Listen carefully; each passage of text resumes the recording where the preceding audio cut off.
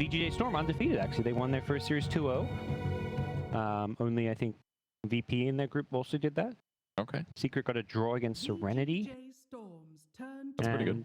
Here we are, next series. I think Secret's playing 3 series today, if I'm not mistaken, so...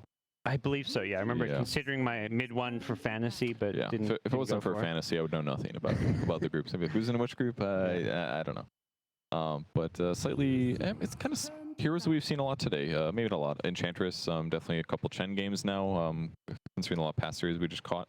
And a Tiny and an Echo. I feel like we haven't seen that many Tiny wins, though. I think we've seen a lot of Tiny losses. Yeah, and it's never looked awful, though. Like, I don't want to, like, point fingers just yet at Tiny. Okay, yeah, that's fair. But it hasn't looked amazing. Undying ban in the first phase, definitely a hero that's seen quite a few bans so far this tournament. But I haven't seen it played as much as I've seen it banned, at least on the matches that we've caught. But matching up team-wise, I think VGJ Storm has been kind of on the up and up for a long time. They had some really good performances towards the end of the year. They almost, if they hadn't roster swapped, I think they were very close, or they did have enough to qualify, I believe, for TI. I can't remember exactly. They were just short, yeah. They're just short, so definitely very good, very impressive. But Secret, on the other hand, was the first team to qualify, if I'm not mistaken. Just had buttloads of points, or they got shortly after got second or something like that. But Earthshaker opening, a bit interesting as the first pick. I feel like usually it's kind of a response pick, but definitely is good in multiple situations, offlane support, stuff like that. Yeah, it seems some teams just really quite happy to favor it highly. Storm kind of reacted. It's not really a hero you react to, I mean, at least in my mind. It has its counters like the Clockwork-esque heroes, but you don't want to just jump into countering some hero from the get-go. That's likely just going to be a support. Yeah, well, I mean, Fissure roaming is really effective. That's at least one aspect of the hero that's pretty good. Can kind of show up at lanes and completely spin things around for some of those 1v1 matchups. That's one place I like him. Being able to set up kills from fog seems very valuable, like from having that long reach from far away, as opposed to, a hero that has to walk in and show themselves to stun, and it allows your opponents to react more. There's a very good hero against Earthshaker, though, Silencer, preventing any reaction. And the other hero that we've seen a lot today, a lot of Wraith King. Yep. These seem to be two kind of trendy heroes right now in their respective roles. I say roles, Wraith King's mostly been a 3 position. He's the offlaner these days. That's true. I don't think I've seen a single support yet, which I think is completely reasonable. But even we haven't seen the carry, which is, I guess, I don't know. At least not in out games, and it's hard to qualify what is truly a carry Wraith. I mean, everybody kind of lanes like, oh, where's the lane that's going to work out lane matchup wise? It's less so than where is it on the map for what it seems like. Yeah, and the Wraith Kings are still buying Radiance and Blink Daggers and normal items you would as a 1 position. So is it really not a? It's still a core. And Clink's another core that's absolutely trending and is effective against Wraith King in the laning stage because you can strafe dodge the Wraith Fire Blast. So that's pretty nice to have, and then lots of range physical damage to lowers HP. So like the pick so far from Secret, I would say neither team maybe has a huge upper hand, but there's things that go well for both. Global Silence screams out kind of as really effective, but at the same vein, I don't really want to play Silencer versus Clinks, I think. Sounds like a little vulnerable, so. Yeah, not having like a good escape or a stun or some way to respond to Clinks jumping out at you is always scary as a 5 position. Yeah, absolutely. I guess the best thing you could do is Global Silence, because at least then he doesn't get Searing Arrows. It wouldn't be terrible, I suppose. That's a 60 damage reduction per hit. You're saying that does... That sounds... Terrible trade. Terrible trade. I would say that sounds borderline terrible to me. Oh, yeah, fair to say. If it's just you living, it's like, I'll take the death. But... Yeah. And it's like also that scenario where you may not even live any. If you're really underfarmed and Clinks has a deso. So. Oh, yeah, it's definitely down in those circumstances. Winter Wyvern ban as well. 10 seconds kind of interesting. Maybe something VGJ Storm's been playing with. Teams have been certainly drafting the hero. Against Clinks, I guess it makes a lot of sense. Just make somebody physical immune, basically, so Clinks can't score those kills. Even like Winter's Curse on other allies can be really nice, too. One of these two teams look ahead. VGJ Storm's definitely been like maybe a more strategic team than others. They've done like a few drow strats. They're definitely a bit more draft driven, I'd say, than maybe some other teams who like, they have a player who's like their star that they want to play around.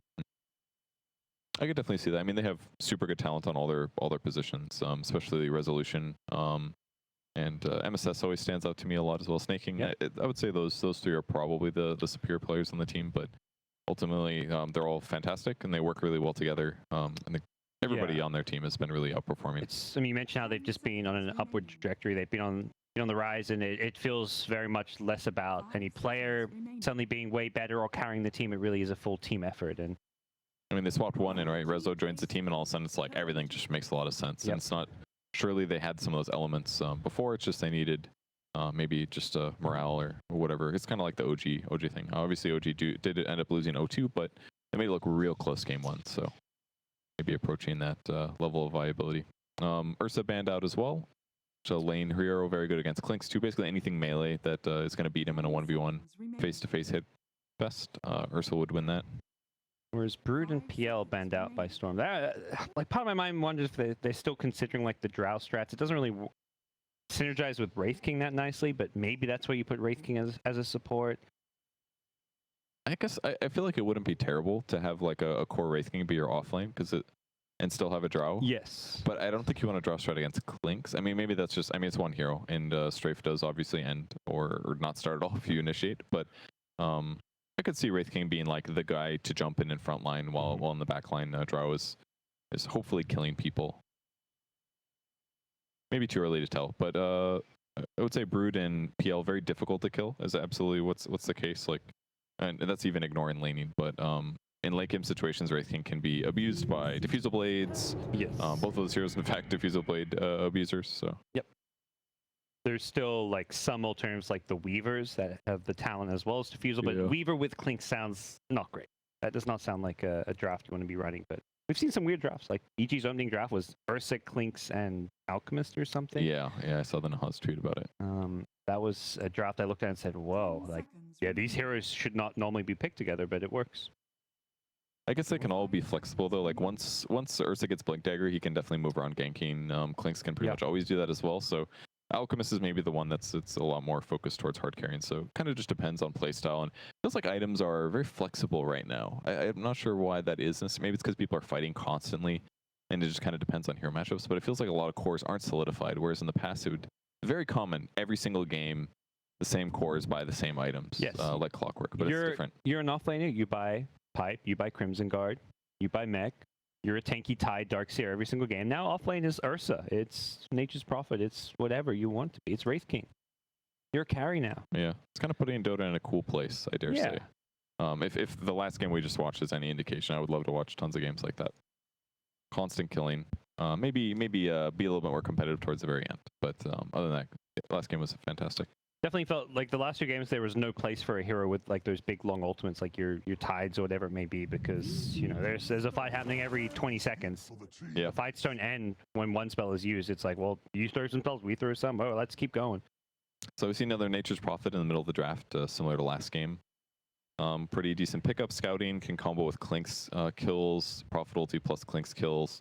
But they've got to deal with a lot of team fight on VGJ Storm side. Like the Phoenix Wraith King ulti silencer. If they start fights, it looks really, really good for them. But usually that tends to mean they're a little bit weaker in the laning stage, but not really true this game. Wraith King's strong in lanes right now.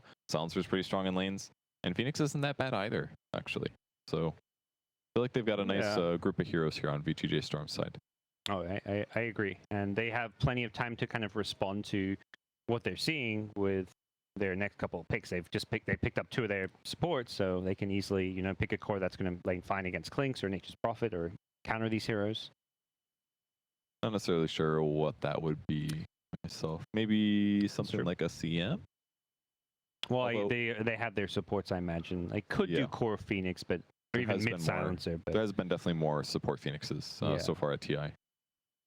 But it's not uncommon for higher level players to play offlane Phoenix, but maybe lately, not the thing to be done. Especially against a hero, like two heroes that both build Orchid, it's kind of scary on core Phoenix. If you get a little too far behind, or if you build an item first, pre-Yules or something, you can just kind of get super killed multiple times. Even like Clink's Nature's Prophet are both pretty good heroes against the Egg. Like it always... Anytime I'm playing Phoenix, I'm always more scared of these long-range heroes that can just pop BKB and hit the Egg than like a... And Ursa's actually, to me, like not the scariest of heroes, because you can always place the Egg such that he can't immediately hit it. He has to run to it. You've already counted his Blink because you hit him with a Fire Spirit. He has to run to it, then pop Enrage, then pop his Overcharge or whatever. And it's not like an obvious counter to the Egg because of the way you can place it. So they still could do a Drow strat here. for the record. With the Dragon Knight pick, it looks a little mirrored. Yes. But it is one of those heroes where that can work out. It's not great versus Nature's Prophet if that is an offlane Nature's Prophet. We don't really know. Yeah, that's a good point. That's a hero that to very me pressurable. Kind of bullies your lane a bit, puts treants on you, right clicks you a lot. Okay, so we can maybe give up on the Drow idea for now. But I do like Dragon Knight as a hero versus Clinks. Tons of armor means that like him killing DK is always going to be an uphill battle. Nature's Prophet, same thing, largely physical damage in the early game. So DK is survivability wise was really solid here. Yeah. And it gives them a tower pusher, something they're definitely lacking outside of the skeleton army, of course. It kind of sets them up to use their last pick very well and just grab a Rezo hero that can win the game for them. You've got two great frontliners, very tanky. Your last pick can really go anywhere. You've got good push, you've got good team fight already. There's no like requirement like, okay, your last pick has to do this. It really is just pick whatever you think is best for this game. So SF is a pick, very good lane dominator. Definitely somebody that can outlane a Dragon Knight in terms of last hitting. Definitely a little vulnerable if he gets ganked, but up against like a Phoenix Silencer, that's really not a big threat at all. So I think the SF pick here is definitely a good way to take control of the matchup a bit. And it's another ranged hero against Phoenix. It's a hero that has a lot of damage against a Wraith King. Although Wraith King diving on Shadow Fiend can be problematic in early mid, but it's great against DK. I think the one thing that is maybe still okay for VGJ Storm is they can send DK safely. If anything, you see this matchup, and if I'm them, I would be thinking, who do we want to run mid? Rezo plays mid too. Who's he going to play mid against SF and put UR on that safe lane DK against Nature's Prophet? Great, you're happy with that matchup. Okay, yeah, that makes a lot of sense. Just trick them up, basically. Looking like a mid hero, but you could just put him into a side lane. I could see that working. Yeah. Ogre banned out. 5 seconds. What is the likely puppy 5 position hero unless they run Nature's Prophet there? Banning out a Sven. Very interesting. Secret's thinking it's still that mid DK though, and the hero that would match up against NP. Having Warcry actually would have been huge on VGJ Storm's side for keeping everybody alive. So this used to be the hero that would kind of counter the Nature's Prophet like a year or two ago, in lane at least. But since then, Sven has definitely been on the back burner. I guess teams are definitely feeling more able to stabilize the laning stage with their heroes. They're comfortable sometimes picking heroes like Sven, but still surprised he get banned out. Yes. Surprisingly, I agree. I don't think Sven's been in a good place, and he hasn't been picked a whole lot. But like some of the pub game win rates I was looking at, Sven was up there in the top 10 win rates in the pub pro games. Okay. So it was a very small sample size. It was like 70-ish games, and he had like a 55% win rate maybe. But gotcha. I think it shows that like when it is a good Sven game, it can just it can be great and win you the game. Speaking about good hero matchups, I really like a Baton against Phoenix, Dragon Knight, Wraith King. Actually, it's pretty cool. The Aphotic Shield, even like removing Fire Spirits a lot of times as a Phoenix, you drop the Fire Spirits, you drop your ulti, and then you just have to be like, okay, I hope it works out. But if a Baton throws a shield on the right guy at the right time, they lose all that damage over time, and they just sprint to the egg and usually kill it pretty fast. So I kind of like it as a pick. And it's likely I wouldn't say it's a fata hero with support Nature's Prophet, but it really could be either. I think I like it as a core because you want to farm an item to get rid of global, like Greaves, and then you can Greaves off the silence and then purge off the silence using your shield on a teammate. So you get like a double purge out of it. That could work. But with that said, Nature's Prophet could just as easily be a core and put Abaddon support. Maybe Puppy's like, my turn to play Clinks. He saw Kura do it. He saw Fly do it. I'm a 5-position captain as well. I'm playing Clinks, guys. They want the experience. Come on, Puppy. Take it over. Do the Clinks, Puppy. It's like, you know what, guys? I'm done buying wards. I don't need this. If that somehow happened, I would just be so confused about what's happening. It's like those captains would have like some kind of weird pact. But it's Ace. He plays a lot of Clinks in pub games, and even before this last like 2 weeks of Clink spam, he's the guy who I saw months ago playing this. All right, so Prophet from the 5 position, not that weird here. Is Resolution playing Dragon Knight, so very possibly going to be a safe lane DK in this game. And DK +1, then maybe a Wraith King Silencer on the other one, so I guess Phoenix, Dragon Knight maybe. Very defensive, maybe too weak. That lane feels kind of dead though. Like safe lane Dragon Knight is just so weak offensively. Like can tank the Prophet, so I guess they want to match up there. Or against the Clinks? I'm not sure. It may be where you just want to send, like you say, it's the kind of weak passive lane that Phoenix is probably the hero that just wants to get levels and not fight, whereas Silencer probably a little bit stronger than the Phoenix as far as pairing up with Wraith King. I mean, both supports don't even match up well against Abaddon either, is the other thing. Like, Curse of Sound, dispel it. You take a little bit of Fire Spirits, you can dispel that too. Even like Wraith King Stun, you can dispel the magic damage, a little bit of magic damage afterwards. It feels like Abaddon is very effective against the skills he's up against this game, but maybe he won't be able to outlast his opponents, perhaps. Who knows? Well, we're jumping into the game. That's going to be game 1 of Secret versus VGJ Storm. Ooh. So see the hero spam.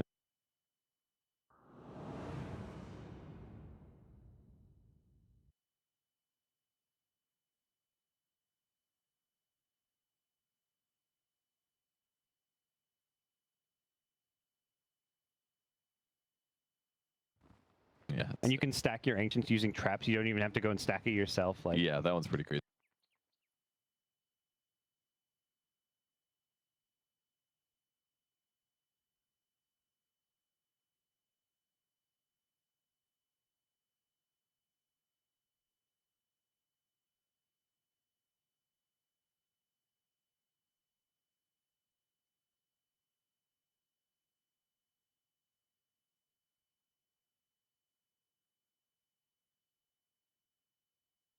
Might have been intentional here.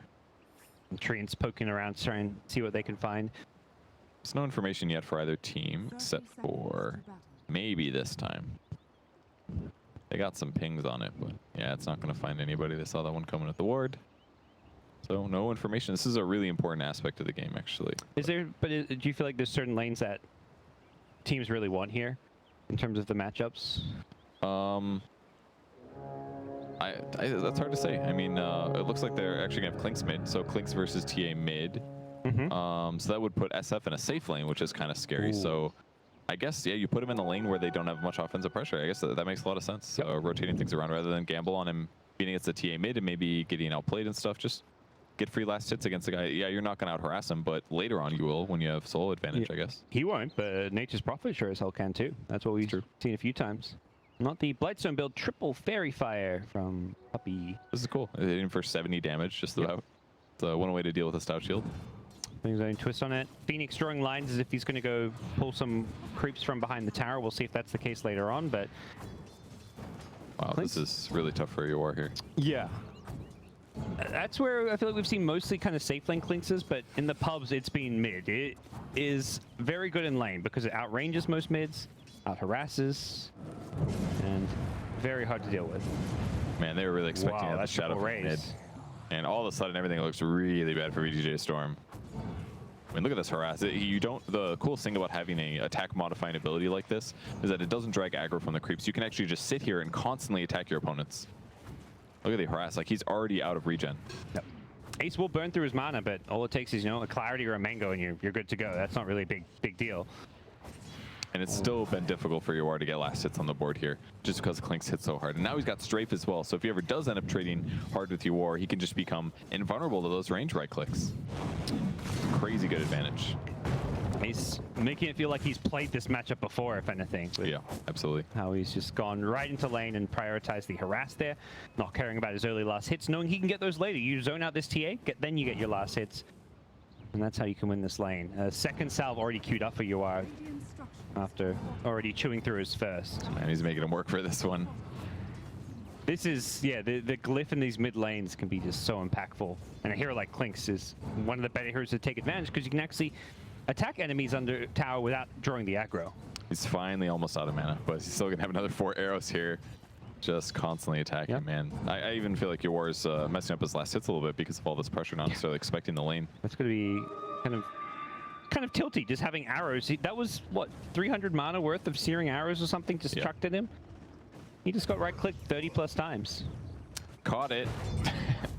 Snake King is alive, though. Yeah, use the Skellies, I guess. I mean, they were involved. He summoned them, so...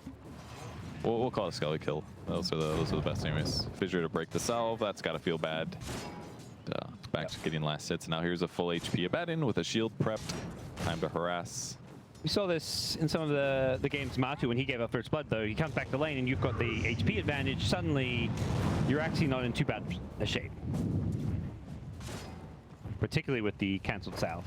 And they can't even get close right now. It's so scary for them to approach, but both of them low on HP, and now the dive comes. Fissure's going to block him out. He's going to have to run to the trees, but I don't think he's going to make it. Yeah, Prophet's like, we got this one, no problem. Very dead hero. And now the tower's just taking damage.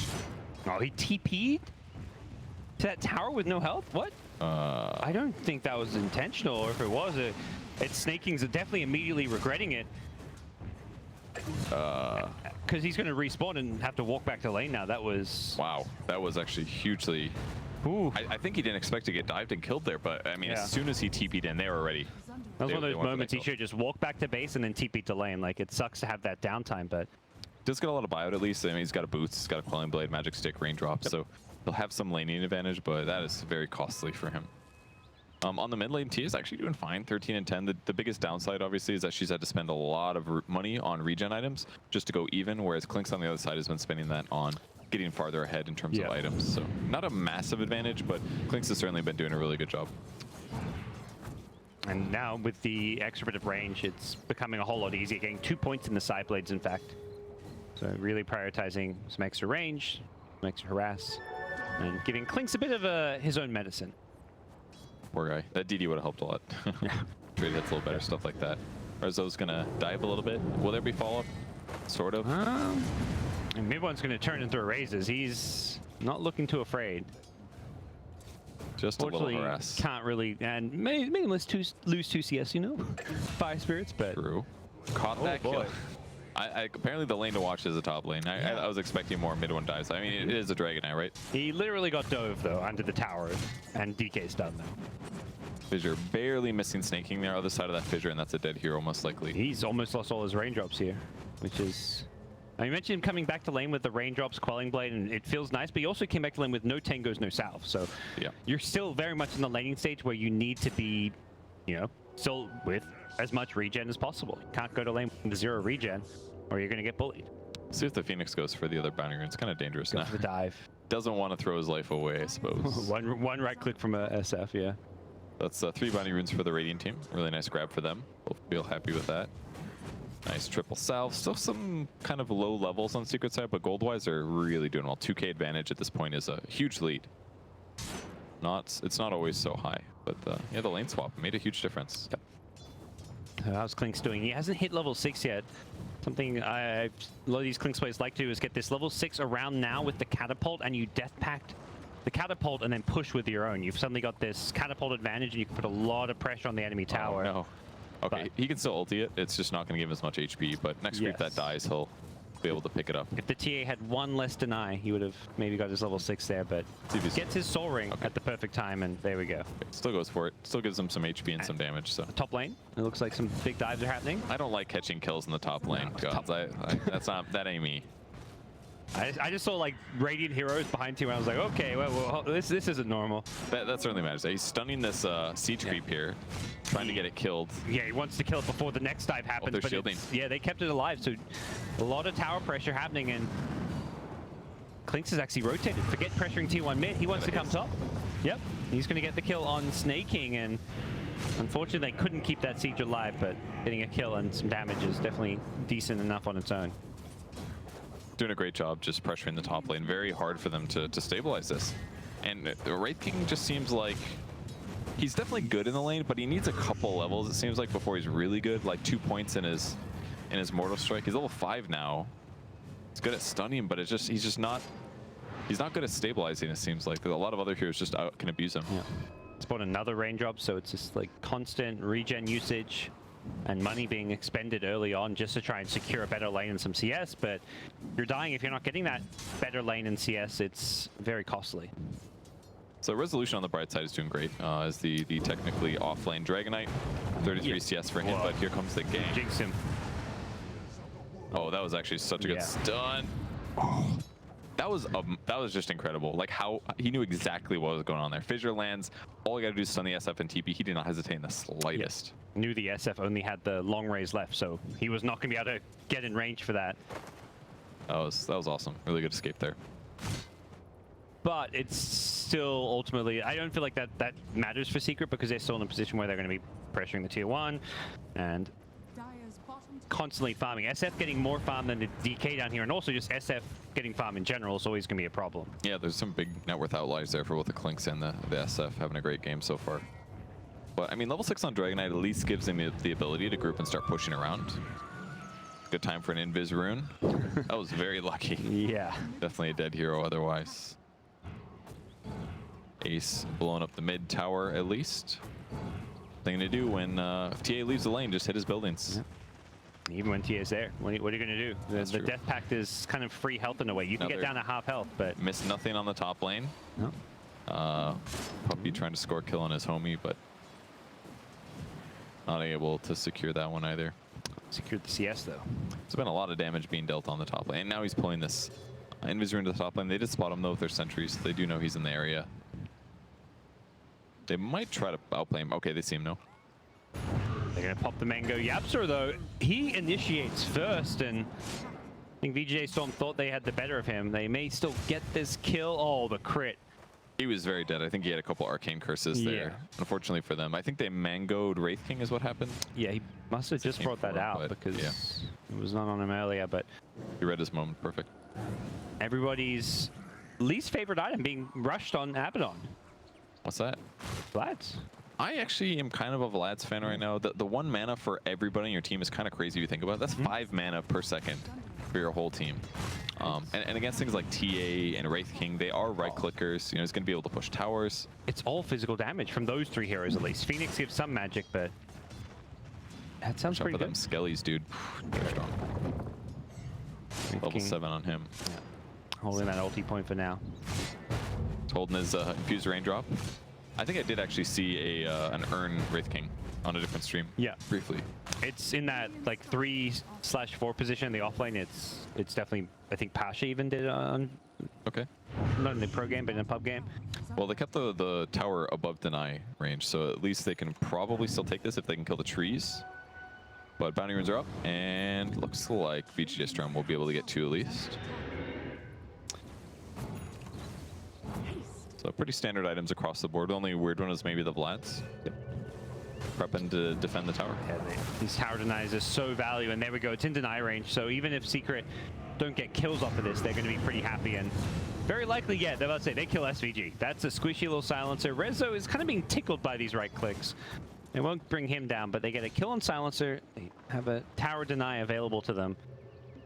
Yeah, they do. That's not bad. On the bright side for Snake King, though, he's going to be getting some farm in the meantime, but Shadow Fiend rotates over, takes a camp, takes a shrine, and should be able to defend this no problem. Double raise maybe, kill skeletons.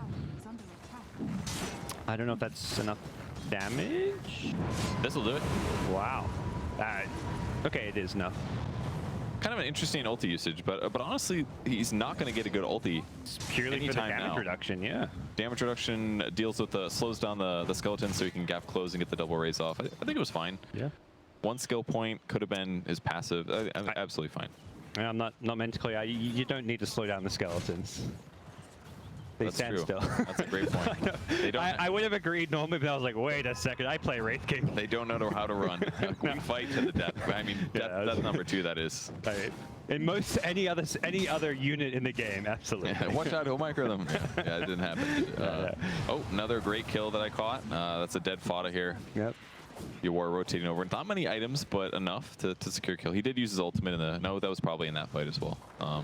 Still hasn't quite finished his Vlads. I kind of wish he maybe got a phase first, personally. Their initial chase was like kind of pathetic. It's like, please slow down. Just that one kind of small item along the way, yeah. Yeah. Again, once it's finished, it's very strong. Yep.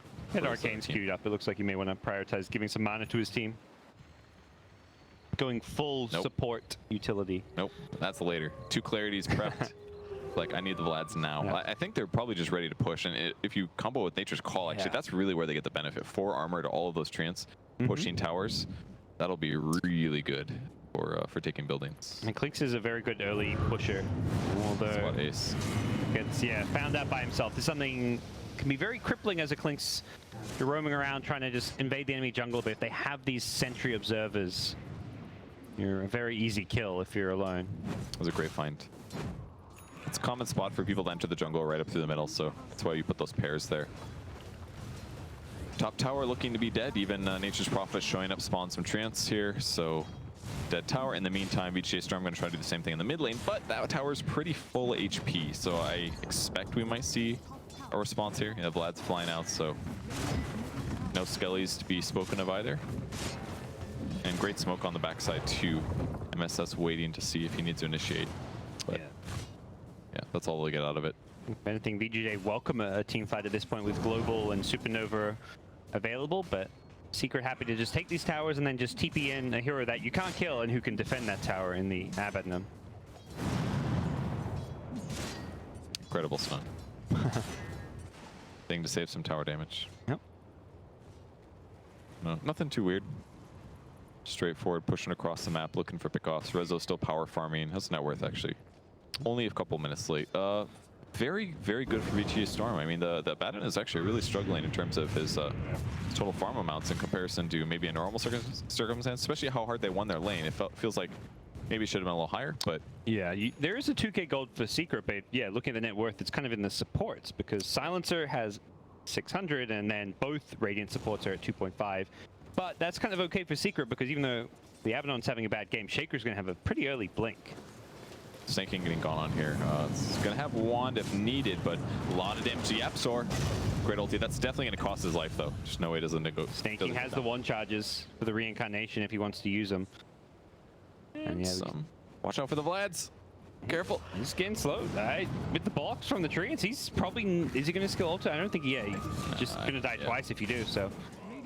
Yeah, definitely. They have really weak disables, but, you know, if you're dead for 4 seconds or whatever, it's pretty easy to catch up there. Definitely helps to have a tanky strength support when you get gone on like that, but good attempt at the Sunray or the ulti by Phoenix, but that was basically all he could do there. He would have died a little faster otherwise.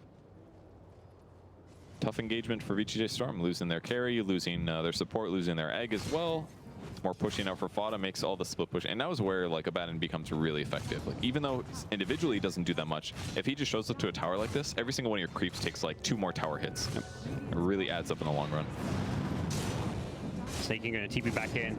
Still has that ulti point, I believe, available as he's going to get crushed away. And Clinks just deletes MSS, knowing there's no Supernova to play around with. Just straight and right-click to victory. Nice global silence to just kind of secure a retreat here. Fata ultimate has been popped, and he's just going to try and heal up what he can, but unfortunately not taking too much damage means he's not getting healed up immediately. Shaker, nice little fissure, catches the backlines. SVG also sets things up for Fata to stay alive. Shield himself, denies as well. Clinks getting kind of blocked out by the fissure, but he managed to get a couple more kills for his team, and unfortunately for Wraith King, he levels his ultimate, but he doesn't have too many friends here to help him out.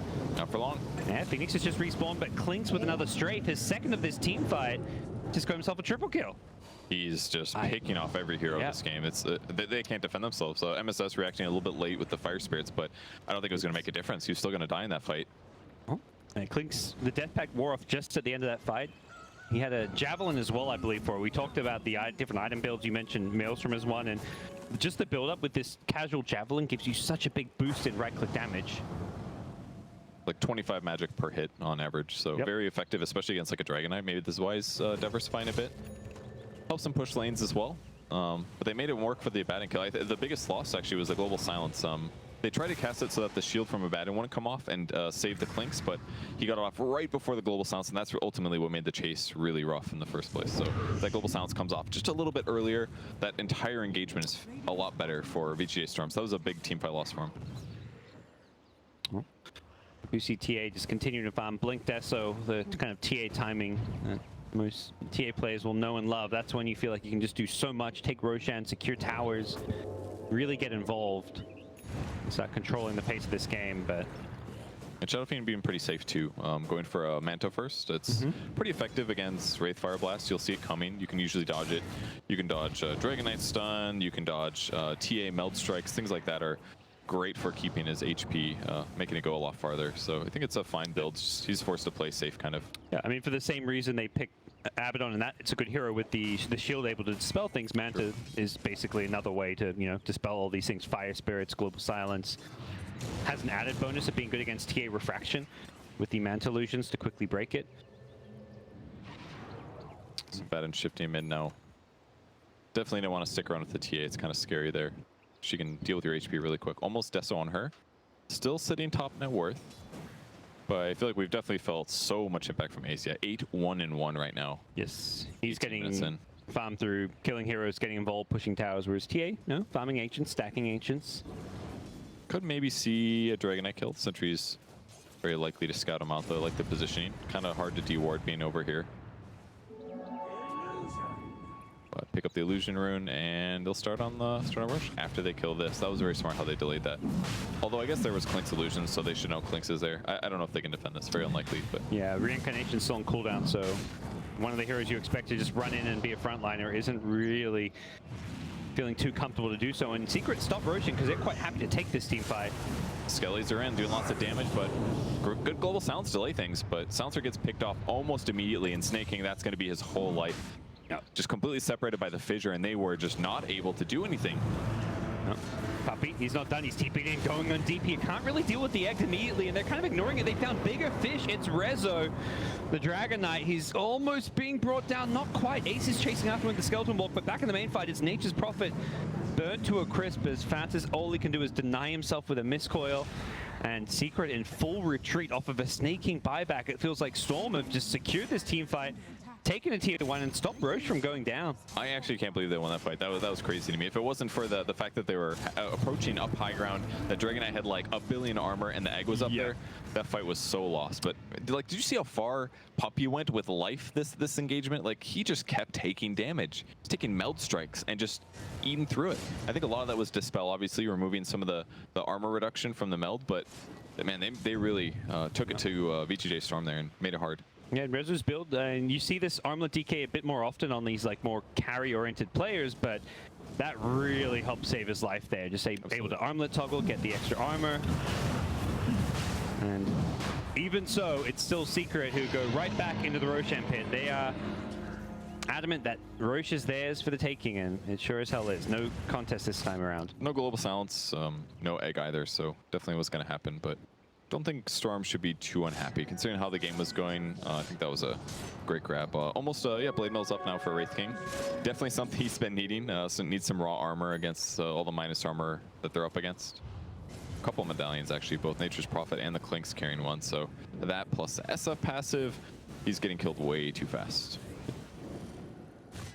See what Secret look to achieve while having this Aegis. They just play things kind of slow, steady, get map control, push a few outer towers here and there if they go for something a bit more bold. GPM now on MSS. Gonna be pretty happy. Everyone else just kind of AFK farming, whereas Secret's pressuring the map a little more. This is kind of a nice thing to do when you're up against the Clinks. Just farm kind of in areas near each other. That way if somebody does get caught, you can back them up. Especially with the blink on Dragon Knight. They can absolutely do that, land crucial stuns. Yeah. Like how he dealt with this. Didn't kill the sentry, doesn't want them to know he's there, but put the observer ward far enough away that it won't get detected.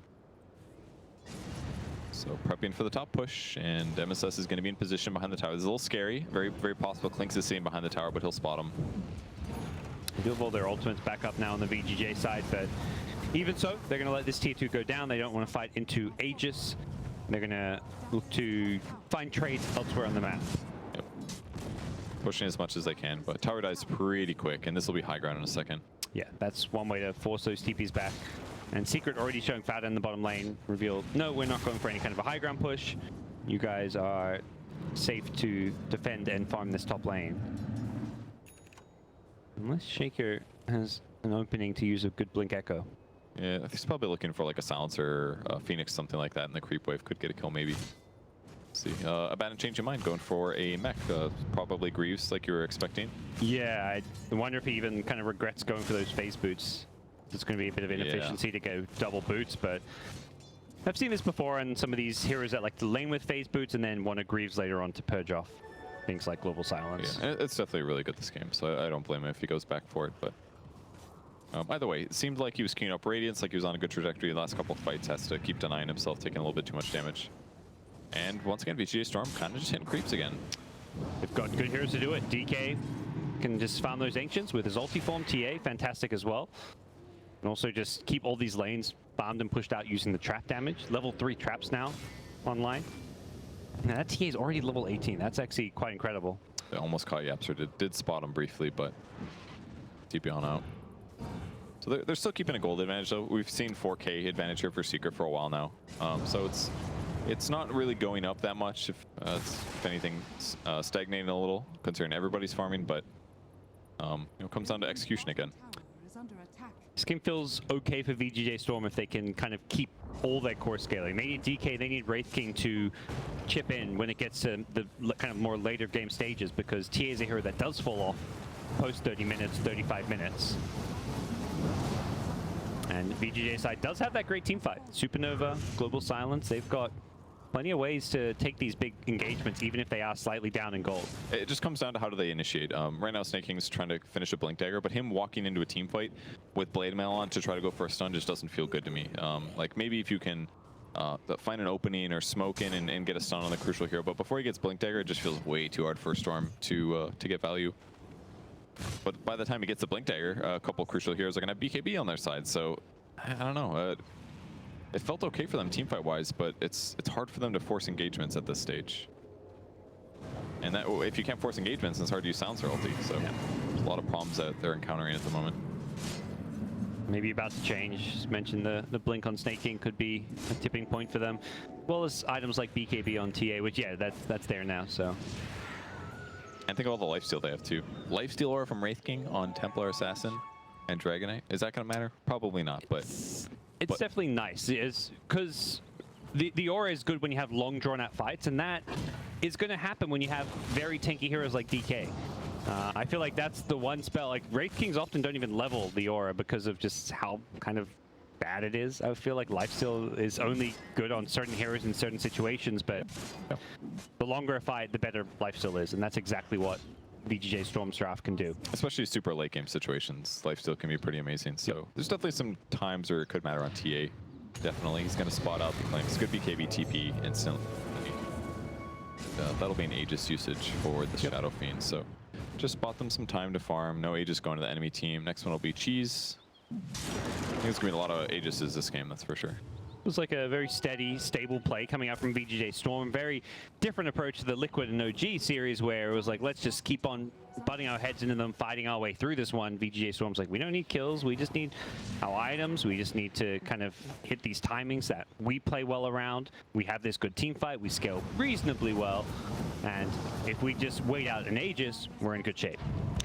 Boy, can he kill towers. That is impressive. They see the slow on him, they might be able to catch him. They've got a dust on Phoenix, but he goes for the teleport. Yeah, good choice. Picking the trees, very low chance they're getting able to connect, and no clinks kill. So pretty much everybody's got the items they want, more or less. Even Puppy getting very close to his, whatever the heck that thing is called that I forgot about. The casual Vip Booster? What's that combined with? The urn. Oh, the urn, yeah, of course. I was like, the Spirit Vessel, there we go. I saw the medallion and the drums, I'm like, wait, what? Yeah, it was a bit of a weird build, for sure. No. Spirit Vessel, this game should be, I mean, it's always good. Even when you're not mitigating heals, it's just, the super urn is fantastic. How do you like the Lincolns on Clinks this game? I mean, you can stop some stuns, basically. Maybe a last word if you're lucky. It feels really nice to have Lincolns against heroes like DK. It means you're just not overly reliant on a BKB to deal with his low cooldown single target stun. Same for Wraith King. If he blinks in to stun you, he's got no way to really easily break Lincolns until he gets what he's farming now, the Halberd. Yeah, somebody else is queuing up Halberd. Phoenix, yeah. He changed his mind, though. Okay. Try to pick up an AND. It's definitely a better way to deal with all of the whatever they build. It just, no matter what, it's going to cover you. Because you time it well.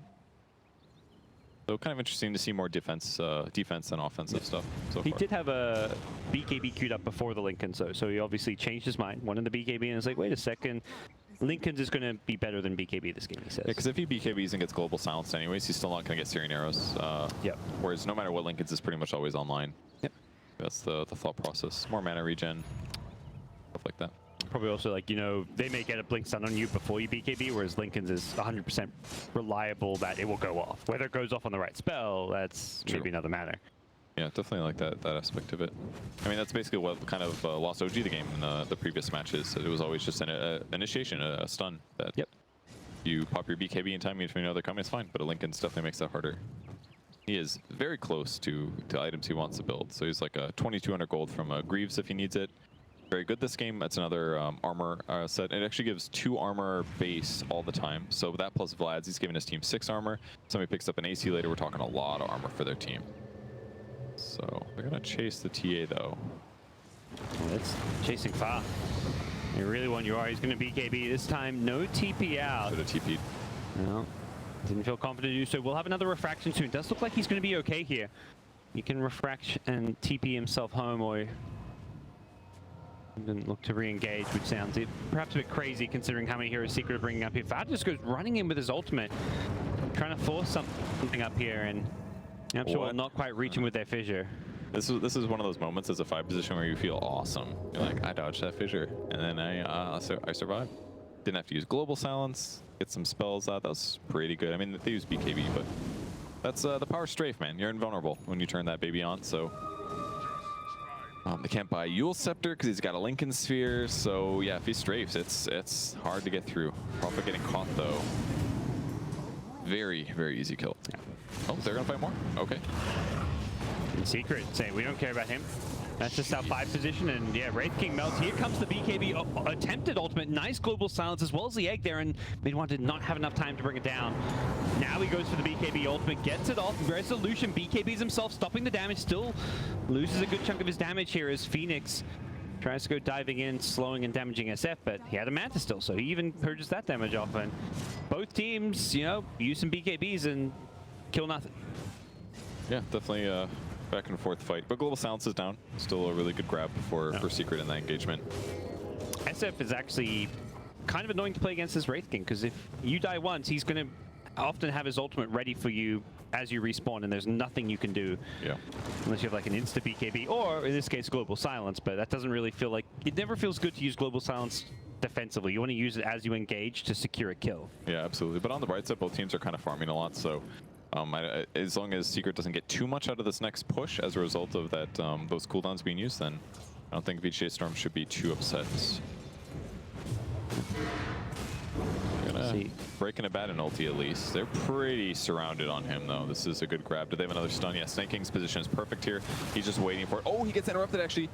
That means Fada's gonna be able to get out of there. Great scout and attacking there by Puppey. Now he's in trouble. He's got ulti in 2, but they're gonna grab mid-1. His BKB is popped. They're trying to kill him, but he's taking a lot of damage. Running for his life. Fada ulti going off as well. Everybody's getting away. And they really want to find some more here, but Secret have just managed to disengage so nicely, and they may be in fighting shape fairly soon. Blake Echo Yapsor shows up, hits a 4-man fissure as well. They don't have a solution to Yuan's TA though, and luckily for Secret, they denied the kill on the Abaddon, taking away some gold from the TA, as the chase is now on. TA showing up. Fada is spoiling them. Very good at suiciding. It's like every single time he gets low, throws out the mist coil to throw his life away. No golden experience for his opponents. They're gonna grab Clinks actually. Oh, is this a kill? He got it. MSS. Mentioned What he's a snag. Yeah, he's a player you've always felt stood out on this team and showing it a bit there. As the rest of his team securing Roshan while this is going on. That was such a big grab. I mean, how much gold did he get out of that one? 1,200. Holy crap. That's huge. Level 16 now. The farther he gets and the closer he gets to Shivas, then everything gets easier. Still a lot of right-click heroes on the enemy team, you know, and especially against things like Treants and stuff. If you have a Shiva's Guard, those things don't attack fast at all, unless they have some attack speed bonus from like a, I don't know, like an AC or something. So Wraith King just popping his ultimate on some creeps, I believe. Since it has that short 40-second cooldown, may as well. You know, you can easily just not fight for the next 30-odd seconds and you're good to go. It's a good move. Rather than, yeah, going to a fight with, you know, quarter health. Actually went for Skeleton's damage this game. Haven't seen that much today, but we have definitely seen a lot of Wraith Kings in this position where they're just kind of a little behind in net worth. And they are more of an initiator, jump in, like, attack me kind of a thing. And going AC afterwards just makes this better. His Skeletons are going to attack fast. We're going to see double Skeletons most likely too. I think he looked at this like, do I need to get the Reincarnation 0 mana? No, that means I can go Skeletons, which means that Skeleton damage is going to be even better. Yeah, absolutely. And once he gets to AC, he's going to deal so much damage. Even like spawning the Skeletons on an enemy hero is going to be kind of incredible. And then he just needs a Bloodthorn afterwards. Give him those good crits. All about the skellies. Nice deny there by Phoenix. We changed his mind, going for an Ags actually. He's got the point booster finished. That way he can save somebody on his team. which I think is a pretty good idea. Yeah, assuming there's no way the egg dies while you're trying to save them. And, you know, Clink's at some point is going to be good, but not always solving the egg problem. It's great. I mean, it's 2 more attacks to destroy it. That's the first aspect. And then he's almost, I guess you have to get to level 25 to get the supernova count. But, I mean, we're talking about he hits level 18, which he's almost there. 13 attacks. Yeah. That is so many in 6 seconds. That's a lot of focus from a lot of heroes. Definitely seems very doable that he could save someone in these fights. Even like Silencer or something could be impactful, can really add up.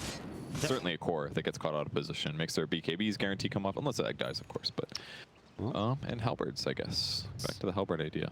Storm, who have this slight gold advantage, trailing earlier on, but things have swung back in their favor. Klinks, who was 8-1 at like, I don't know, 18 minutes 15, in, is 15 minutes in maybe. Yeah, he's only been involved in a couple kills since then. I must say his items don't look beautiful right now. They look kind of ugly, like really ugly. Yeah. The Maelstrom Lincoln's medallion, these don't even stack technically. It's kind of bizarre. But you see all these like small items that haven't built into like a good 35-minute item set. Yeah. Yeah, I know almost everybody builds Soul Ring, but I'm not always the biggest fan on it as Klinks for reasons like this. Well, and you're getting Soul Ring and Aquila, so that's 1,600 net worth. Yeah, that getting all 3, getting 2 out of 3 maybe. With that said, he went 8-1 at 15 minutes because of having all these 3 items. But that's true. The overall game plan did not really come together for Team Secret around that. I mean, Dragon at this point is actually so hard to kill. VGJ is about to hit 20 as well. He'll be picking up his probably his armor and regen talent, I feel like. Yep. Probably doesn't feel like he's too poor and underfarmed. It's 12 armor. 12 armor against these guys is a great pickup. Satanic on Shadow Fiend, though. I think he might be dead. He does go down. It's a little 3-shot. But he's rich now. He's got Tranquil Boots. Watch out. I quite like these halberds. I mean, they're obviously fantastic for the disarm against SF and Klinks, but it's also probably one of the better ways to break Lincolns. Yeah, that's a good point, yeah. It's like this instant Lincoln's break with a decent enough cast range, particularly for a hero like DK. It's like similar cast range to your stun. It's so good this game, I almost don't want him to use on Lincoln, so they're gonna initiate. Good Sun Ray. He's being kept alive for a long, long time thanks to that. TA and SF are juking out on the sidelines here, and fight to the death here. Who's going to come out better for this one? TA has the Aegis though, so even if he wins... Satanic. Okay, he wins the fight on the SF, but the TA is coming back alive. I don't know if Mid-One's got a good answer to get out of this one as he gets stunned up. The Egg's there as well. Mid-One is done for as he does deal with the Aegis, almost killing the Wraith King, but that would have just been his first life. As Wraith King says, yeah, I'm still in. We can keep on fighting.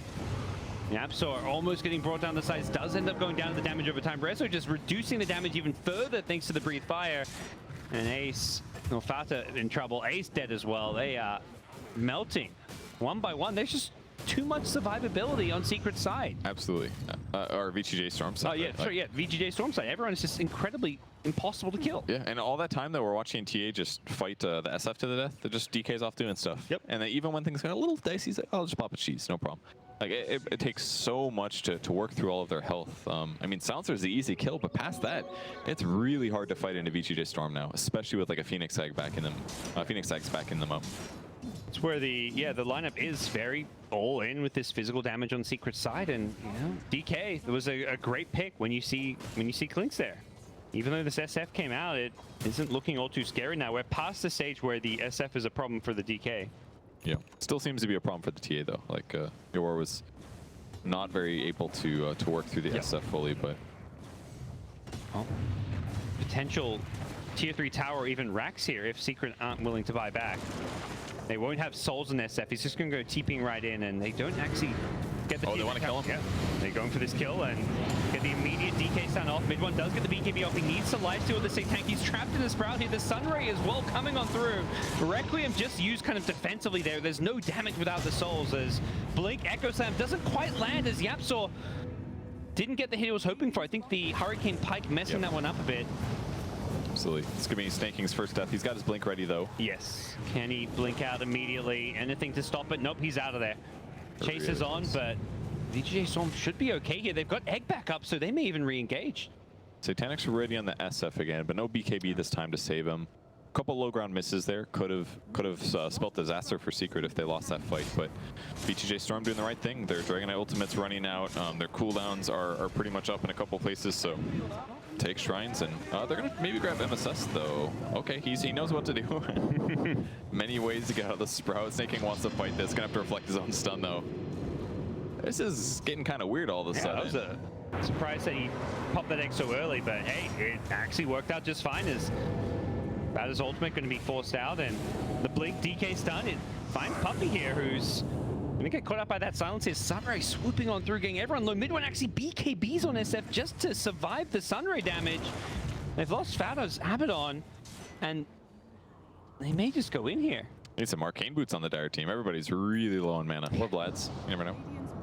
Either would work. Skellies are up though. He did end up going no reincarnation mana cost, trying to play it safe against potential late game Diffusal Blade or other option.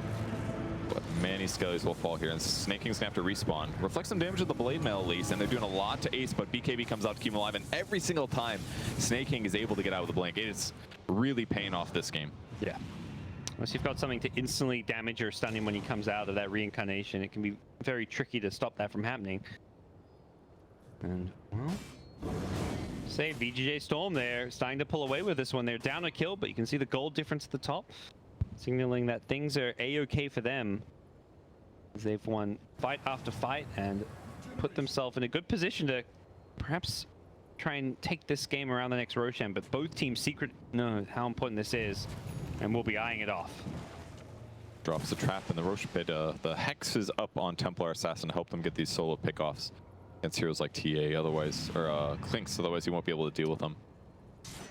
What item did Furion go? Nature's Prophet, that is. Lotus Orb, yeah. Okay. Did see it a couple times in the previous fights, but the weird one actually is Abaddon's changed his mind. Is going to go a Radiance now, feeling like the Greaves isn't going to make the difference, which I can understand. Yeah. Like, Global Silence is in no way the problem, and Greaves is actually a very expensive item, even outside of the arcane necessary purchase, but they just need damage. They need to be able to work down their opponents, break TA refractions, stuff like that, and they don't have enough carry potential right now. Shadow Fiend is built mostly defensive items. I mean, this is basically 3 hybrid defensive items, so it's hard for him to out-damage all these guys without like a Silver Edge or something. From this big war of attrition, that's where Radiance does sound nicer than the Greaves in some ways, because the mischance and just you're going to be alive for a long time in these long fights. Yeah. It's more time to do Radiance burn damage. They're pinging every single ward clip. That was a great time for Clinks to be there. Think how many sentries are going to be wasted. Oh wait, they have gem. 0 sentries exactly, actually. I just can't help but look at Clinks' build and be like, this just doesn't feel good. He hasn't been able to scale, is what it feels like, you know? The Lincoln's BKB duo, when you have like one slightly offensive item, is Maelstrom even a damage item at this point? Probably not really. Not much, no. Like, I feel like he goes... Obviously, you're so much better at pushing with Maelstrom. It makes a huge difference, but I feel like having something like an MKB even would be potentially really good against Dragonite. I mean, there's so many halberds, right? I think it's just magic damage Clinks this time. All in, man. Get some E-blades and stuff. I don't know about that, but still needs to attack. But Mjolnir plus MKB, maybe that makes sense. Sneaking, he's got a halberd of his own queued up. After this AC, his armor's up there, and he'll be mitigating damage of his own. He's not the tankiest guy. He's got tons of armor, but not that much raw HP. So I think a halberd is actually exactly what he needs. Evasion, some good strength here. Oh, they're actually going in. Yep, he found Yapsor. That's a great target to go on. Going to take the Earthshaker out of the picture. He does get the Echo Slam off first, but only able to really bring down the Wraith King with that one. Global Silence going to help them chase down mid one, who does get the Requiem off, but the BKB's one off. No chance to Satanic immediately. He's still life-stealing though, but now the DK stun comes in. The egg plays perfectly in the middle of this fight. Ace will bring down the TA, but looks like he should pay for this one with his life.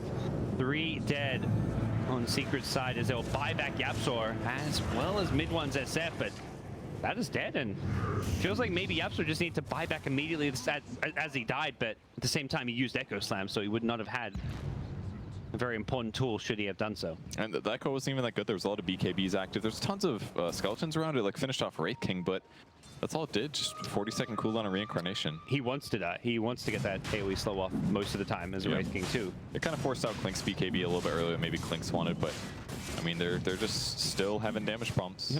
Couldn't quite make it through the tankiness of VGJ Storm there. you see the casual moonshot. This is a very underbought item. Yeah. I feel like we talk about heroes getting a lot of buffs and then finally start getting played. Moonshot's in that same spot. It keeps getting more attack speed, more night vision. It's a good point. I didn't think about the night vision aspect, but spot heroes. It's a really valuable item right now. 4,000 gold for 140 attack speed, especially on a strength hero who has a lot of raw damage usually with things like armlet. But no, he actually eats it. Yep. Used to kill Roche and he ate it. Not Didn't have super efficient, but he does need all these items. Yeah, it's like, what do you get rid of? Almost approaching the point where you could consider replacing out the armlet. So he lost a lot of attack speed there. Yes. But that's okay. Well, when he finishes his next item, Maelstrom into Mjolnir, gonna be completely fine. It'll offset some of that damage loss. I assume he'll go 40 strength at 25, just pump his HP into ridiculous territory, and the raw damage obviously output. Which feels like VGJ Storm has more late game solutions here. Like an AC on Shadow Fiend, is that gonna make that big of a difference? Doesn't feel like it to me. But maybe with 5 presence armor too, it could make a difference. It's like another -10 armor in an AoE. It's like another one of these items that, okay, we're having these long drawn out fights, AC is going to be good there, but it almost feels like the wrong approach. You're basically saying, okay, you accept that they're these long drawn out fights, let's get items for it, rather than saying, let's try and shorten the fight. Let's go, like, you know, all in on some burst damage, a magic damage SF, whatever else it may be, because... You definitely can't do that this game, though, because there's so many tanky heroes, right? Like, and a lot of them have BKBs. Like, TA is not going to be killable unless you land a Hex on her or something like that. That's why I wouldn't have minded seeing, like, I mean, a Blink Hex type build could have maybe worked out okay. Okay, I mean, At least gives you an initiation. Actually goes Nullifier in the Wraith King, not for, I thought it was going to be a Radiance because of the Relic, but this makes a lot of sense. I mean, it's kind of an item that functions the way that his hero does, blinks in, stuns somebody. But the cool thing is Skellies with Nullifier, you're like perma-slowing somebody, actually. There you go. So that's pretty sick. A cool way to make it work. Stat-wise, terrible item. You're getting like 6 or 5 damage bonus, but the active very useful sometimes, especially against all the BKBs they're up against. Hard against the Clinks with Lincolns, but SF is in a bad spot. If he gets jumped on with the Nullifier and stunned up, he would just melt. Absolutely. So turtle time. Guess they're gonna get most of the bounty runes most likely now. JK Ace is gonna snag some, queuing up a Daedalus of his own. This is actually what he really needs. He definitely needs some damage kick out here. To grab one of the bounties. You are realizing the Clinks is in the area, at least. But oh, it's just a random hero. He also wanted a bounty to get one. That poor guy. They saw him coming. He TP'd for it, but yeah. Wait. He's got double Vlad. Ooh, that's not a good look. 2 Vlads. That ain't good. Possible kill here for Resolution or for the Soul. Fada's very tanky. They do have 2 Vlads almost in this fight. See? Man, he's just actually invulnerable right now. Yeah. Maybe a lot of that was misses as well, but still. That's part of his progression, adding that Halberdon in. And to the high ground we perhaps go as VGJ Storm. Just the Nature's Prophet dead, not the biggest of kills, but still a kill nonetheless. As there we go, there's the Nullifier initiation, but it does get purged off immediately. This Dodge man, Strafe is broken. Skill's so good. Can't dispel somebody if it doesn't hit in the first place. Mid one gets his ultimate off, trying to slow down the VGJ Storm, and they are slowing them down a bit, but short moment later, they should be pretty close to full heal, and they're still pinging a little. They're holding things off, though. Are slowing down their opponents a bit. Abaddon very close to Radiance. Once he gets the aphotic shield health, that's where things get really crazy on Abaddon, but maybe different because he's a core. We'll see. Do you think that Secret's best hope right now is just kind of dragging this out as much as possible? Man, I don't know. It's a Rapier is something that makes sense to me right now. It feels like they just have a lot of heroes that are not quite at viability. Even like an SF having a Rapier would make me feel better, a Daedalus or something, but there's just so much armor on VGJ Storm. Like maybe if they get like a Silver Edge or something, maybe that's the move. Reduces armor by 24, kill him then. But they don't have nullifiers, they just don't have the transition. And it speaks to the desperation that they're queuing up a Rapier even. There's this element of like, what do we even do? We can't kill anyone. We can't make plays. We're just losing this game. Even if they've got every single wreck standing still, but they just feel powerless. Yeah, they barely have any vision outside of their base after all, running treants around to spot for stuff, but that's about all they got. And now they're just hitting every single building separately. They're gonna get Templar Assassin though. Close. No chain stun, hasn't popped BKB yet. There goes down now. and she's going to escape. But in the meantime, they're taking damage on the other buildings. Every single building is taking damage. Storm figured out the way to break through the base. Okay, we can't straight up win a head-on team fight as well, but we can just kind of split push this game. We've got heroes that are pretty well suited for it, in fact. Top racks going down as mid lane. Wraith King dies once, but Reincarnation, he's back alive. He's ready to go once again. He's ready to rumble, as is DK. Resolution with the Sunray backing him up is taking literally no damage. Somebody deal with this big bad dragon. And once again, TA in the bottom lane. Low on health, took tier 3, took the range racks, and... Doesn't have blink. This could be bad for him. Okay, has blink no now. TA brought into the egg. Can they kill the egg in time? There's a BKB and a double. They're gonna both die. Oh, that's a big mistake. Fortunate. Perhaps did not realize the Clinks was behind Invis. Yeah, and TA was maybe all right. She had, but I think her blink came back up and the damage hadn't actually broken it. She Melt Strike broke her invis, but at the same time, I think there was a fissure or something like that. Yeah. Yeah, that's definitely, sorry man, I definitely got you killed. Because there was a lot that TA maybe could have done. I think his BKB was not, it was used already, right? Yeah, I think he had already used BKB. Yeah, I believe so too. Or maybe that was the previous fight. I think that was the previous fight. Either way, they still find themselves in a great position. That was like, hey, we just took all 3 tier 3s. We took 2 melee Rexes and a range Rex in different lanes. There's a lot of pressure on Secret now. There's no Roche or anything for them to take right away. And that was a lot of attacks. That was like, so actually, you know, I think it looks like the numbers are wrong. It should be 19 attacks, if I'm not mistaken. With the maybe I'm talent? Wrong. No, I think 16 is 16? Yeah, okay. I believe that's right. That's a lot. A lot of attacks. Yes. But Clinks with Strafe and SF, who was BKB'd, so he didn't have any attack speed slows on him. And they got an AC. Hell yeah. No halberds as well were used. I actually really like this talent a little bit better on Clinks a few times I played him, because your strafe duration goes up to 7.5 seconds. That's 50% uptime of dodging any projectile. What's the other one? Double Cyrano. Cyrano's multi-shot, fantastic at pushing lanes and stuff like that, but if you have a Maelstrom, like, there's no question in my mind that the strafe duration is better here. Yeah.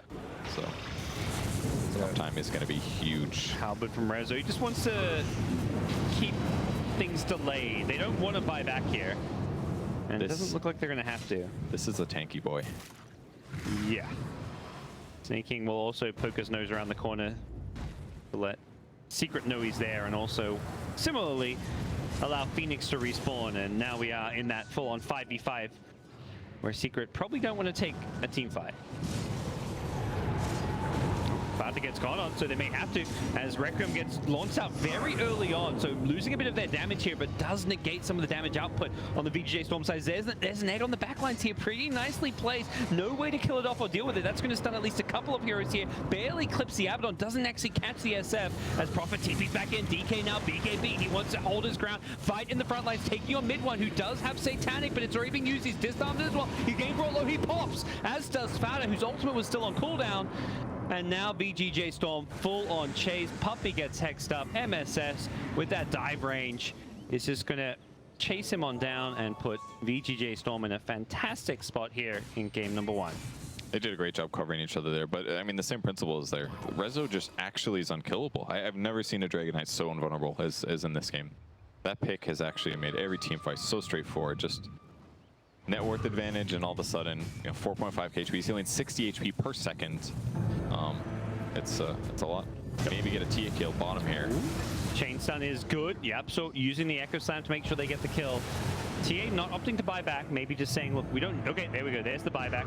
Wondering if they want to go for this killing blow here. Snaking in the front lines doesn't care about his first life, as he's going to slow everyone with that ultimate. He's going to come back to life. Just needs to make sure he doesn't die a second time. It's Resolution who they're kind of focusing here. Can they actually bring down the big bad Dragon Knight? Sure as hell looks like they've got a good chance at it, and they will do so. He gets totemed by Yapso, brought down. Nice little bounty for them, but costs them a lot of buybacks. I feel like a lot of these lost team fights are literally that Secret hasn't been able to get Spirit Vessel charges until now. Oh, yeah. Like, there's against every DK. single fight they're trying to kill DK and they just can't kill him. But now they finally got some kills. He gets some Spirit Vessel charges and it's completely different. Killing his regen by 70%, and then it's just right click him enough until he finally goes down. So this is the first time I've ever seen Shadow Fiend get this level 25 talent. The minus armor. I mean, it's a great game for it, arguably. They all do physical. It doesn't matter they have a lot of armor. It's still probably better to get the presence. It's not that many actives to reduce cooldown. Yeah, so it's the shorter cooldown on your BKB, your Requiem a bit. Like fully understand why mid one got it this game of all games, and it makes sense. I think you could very easily justify the cooldown reduction still because of the BKB, Satanic, but at the same time, it is a game of right clicks. It's minus 16 AoE armor is what he's throwing around right now. That's huge, especially against heroes like Wraith King. He's got all this armor all game, but it's actually going to be heavily reduced. Heroes like Silencer got to be careful too. Looks like he might get the tower here. Ooh, very close. Yeah, I would have perhaps liked that one to take out these shrines here, and that could have made taking Roche a little bit trickier for Storm.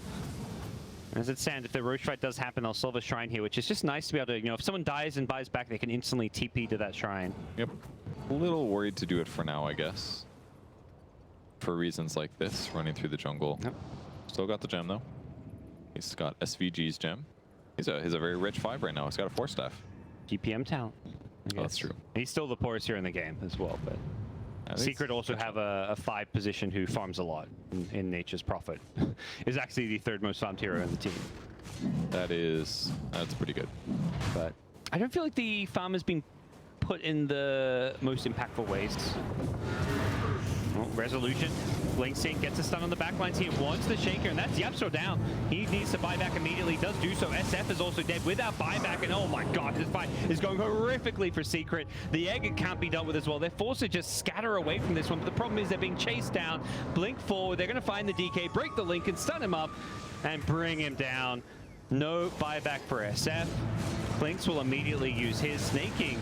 This could be his life. Yeah. Oh yeah, absolutely. Buybacks here. He's going to end up getting worked down by Puppy. It's going to be a kill. They can still chase though, but no dive. Go for Roche, or they want the fight. I feel like you're buying back here. You want to take this fight knowing SF cannot buy back. Sunray flying on through, trying to make sure they get both these kills. Yapso, he was stuck in the trees, but he also couldn't be hit, so he gets the blink out. Puppy, no way. Does he TP out? Okay, they get the vision. They do bring him down. Yapso also does not have a TP, so it looks like he's going down as well. Possibly killing the creep wave because he expected to die anyways. Got Curse the Silent. It did pushes the creep wave, so it buys him 30 seconds, I guess, but that still feels a while. Like this could be it. Mega creeps coming in, or potentially just going for the throne. 3 heroes without buyback. Not much Secret can do with just 2. I mean, they can definitely kill through backdoor with everybody here, especially with the TA coming. Creeps are here anyways. The last Rax is going to fall here, and maybe Secret can buy some time. This SF is up in 35 seconds at least, but he's still not a huge damage dealer. Yep, Ace is going for the enemy team's throne, but Phoenix is there, and he's not even close to this, I don't feel. He's going to BKB, but that BKB is not going to last very long. Elsewhere, Fata gets his ultimate out. The Clinks is being forced back. Only takes 1 tier 4 tower, not even going to get close to the second one. Knows that maybe the best he can do is try and hunt down this Phoenix, but it's going to be the rest of his team melting on the other side of the map. It is all over for Secret here. I believe SF about to respawn. There's still creeps in the base, so they've still got 2 heroes left to try and defend this with, but there's just no damage. They killed the TA. She's in that buyback. Resolution going to BKB, hit the throne, bring it down. Game 1. Very, very good game. Looked pretty rough for VGJ Storm in the early laning stage, but by mid-game, man, they just kind of did whatever they wanted in teamfights, and everything slowed down a lot. Secret never got very good ground in the mid-game. Like, all the advantage that they had, it just didn't translate much. So, like, weak stuns, maybe not the best diving heroes that require a lot of farm to be effective. Maybe the SF matchup, that's one of the issues, that like he just had to build so many defensive items. He felt like he had to get Manta against the Silence and the other stuns and things. Then he had to get like a BKB, and then he had to get a Satanic so he could actually fight longer against the TA. It just felt like SF never really got to do typical SF things where he snowballs and gets ahead. There's just bigger bosses in the game. Well, that does it for the first game. We'll see if Secret can bounce back. VGJ Storm remain undefeated, 3-0 so far in the group stage. Still plenty of Dota to be played, so stay tuned and keep on watching Dota 2 TI8 action.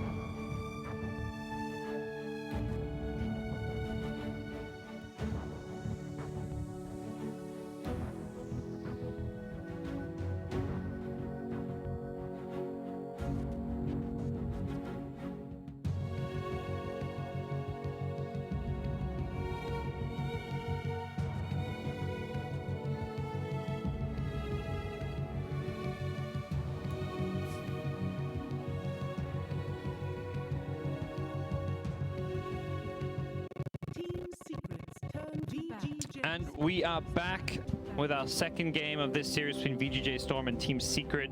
My eyes does not deceive me. VGJ Storm are the only undefeated team left in the entire group stage. It was just Group A, and then apparently VP lost Game 2 of their series, as did Newbie. Oh. So they're the only guys who yet to lose. It's a good chance they'll lose by the end of this. They've had a couple close games. They're a very good team, but I'm sure in all the best of twos that are being played, surely somebody's going to take them down at some stage. So they lost to Serenity. Okay. Which, yeah, VP lost. Serenity have now taken a game off VP and Secret.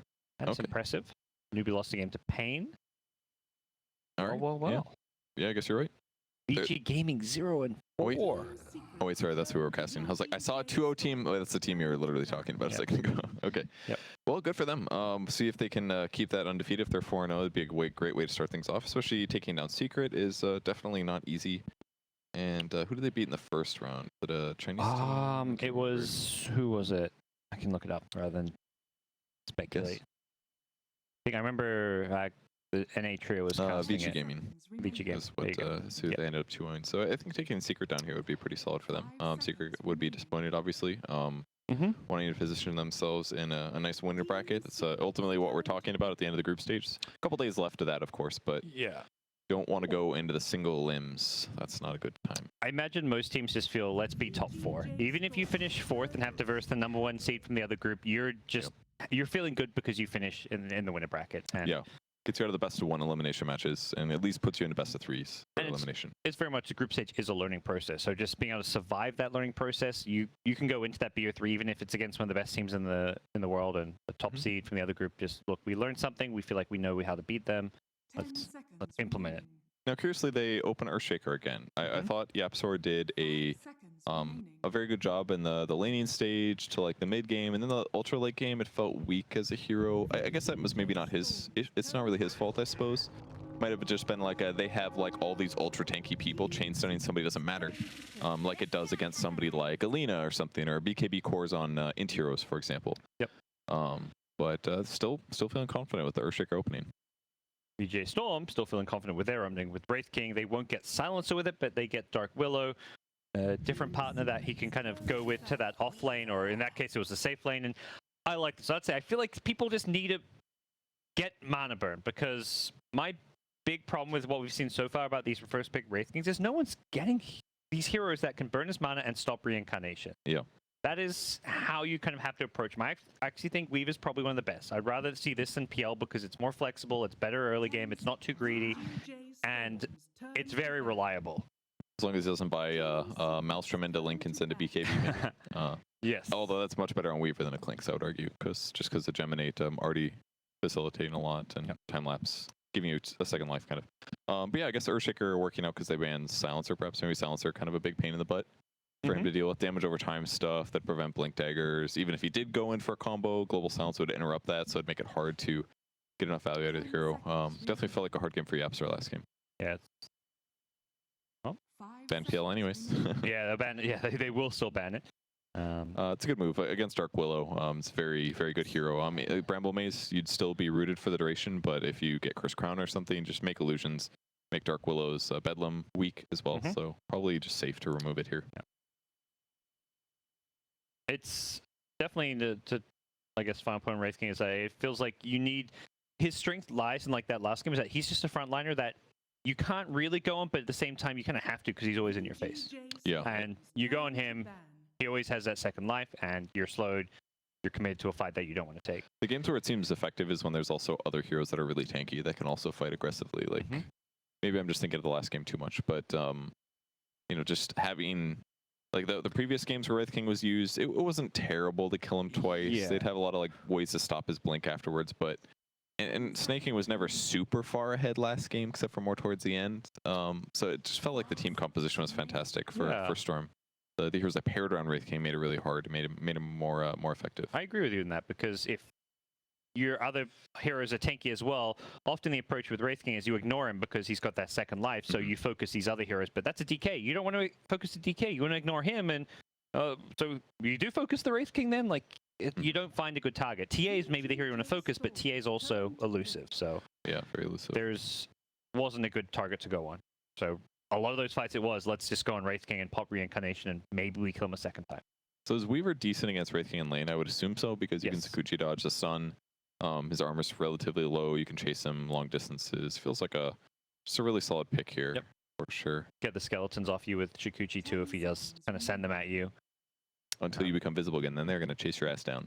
That's how they work. Do they? Oh, they redraw aggro. I don't know. I don't. I would hope they do.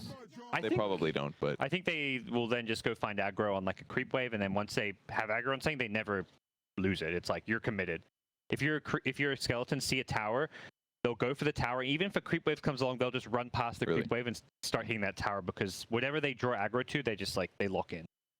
They're homing missiles in a sense. 10 seconds remaining. well, they were definitely good last game, that's for sure. Ogre, pretty early Ogre pick. It'll be the SVG hero.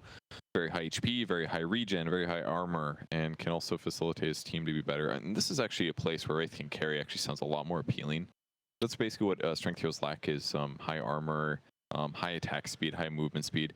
But you throw a Bloodlust on a Wraith King that picks up an armlet, and now it starts sounding appealing. I think it's still probably better to go like a Blade Mail, I think, just because armlet requires you to attack, and if you're not attacking, the item feels better. But Blade Mail kind of feels okay in both situations. It's either like you're getting blown up and therefore reflecting damage, or you're still hitting for 20 damage and have like 10 bonus in. So, but maybe a right-click Wraith King could work out here. It'd be fun.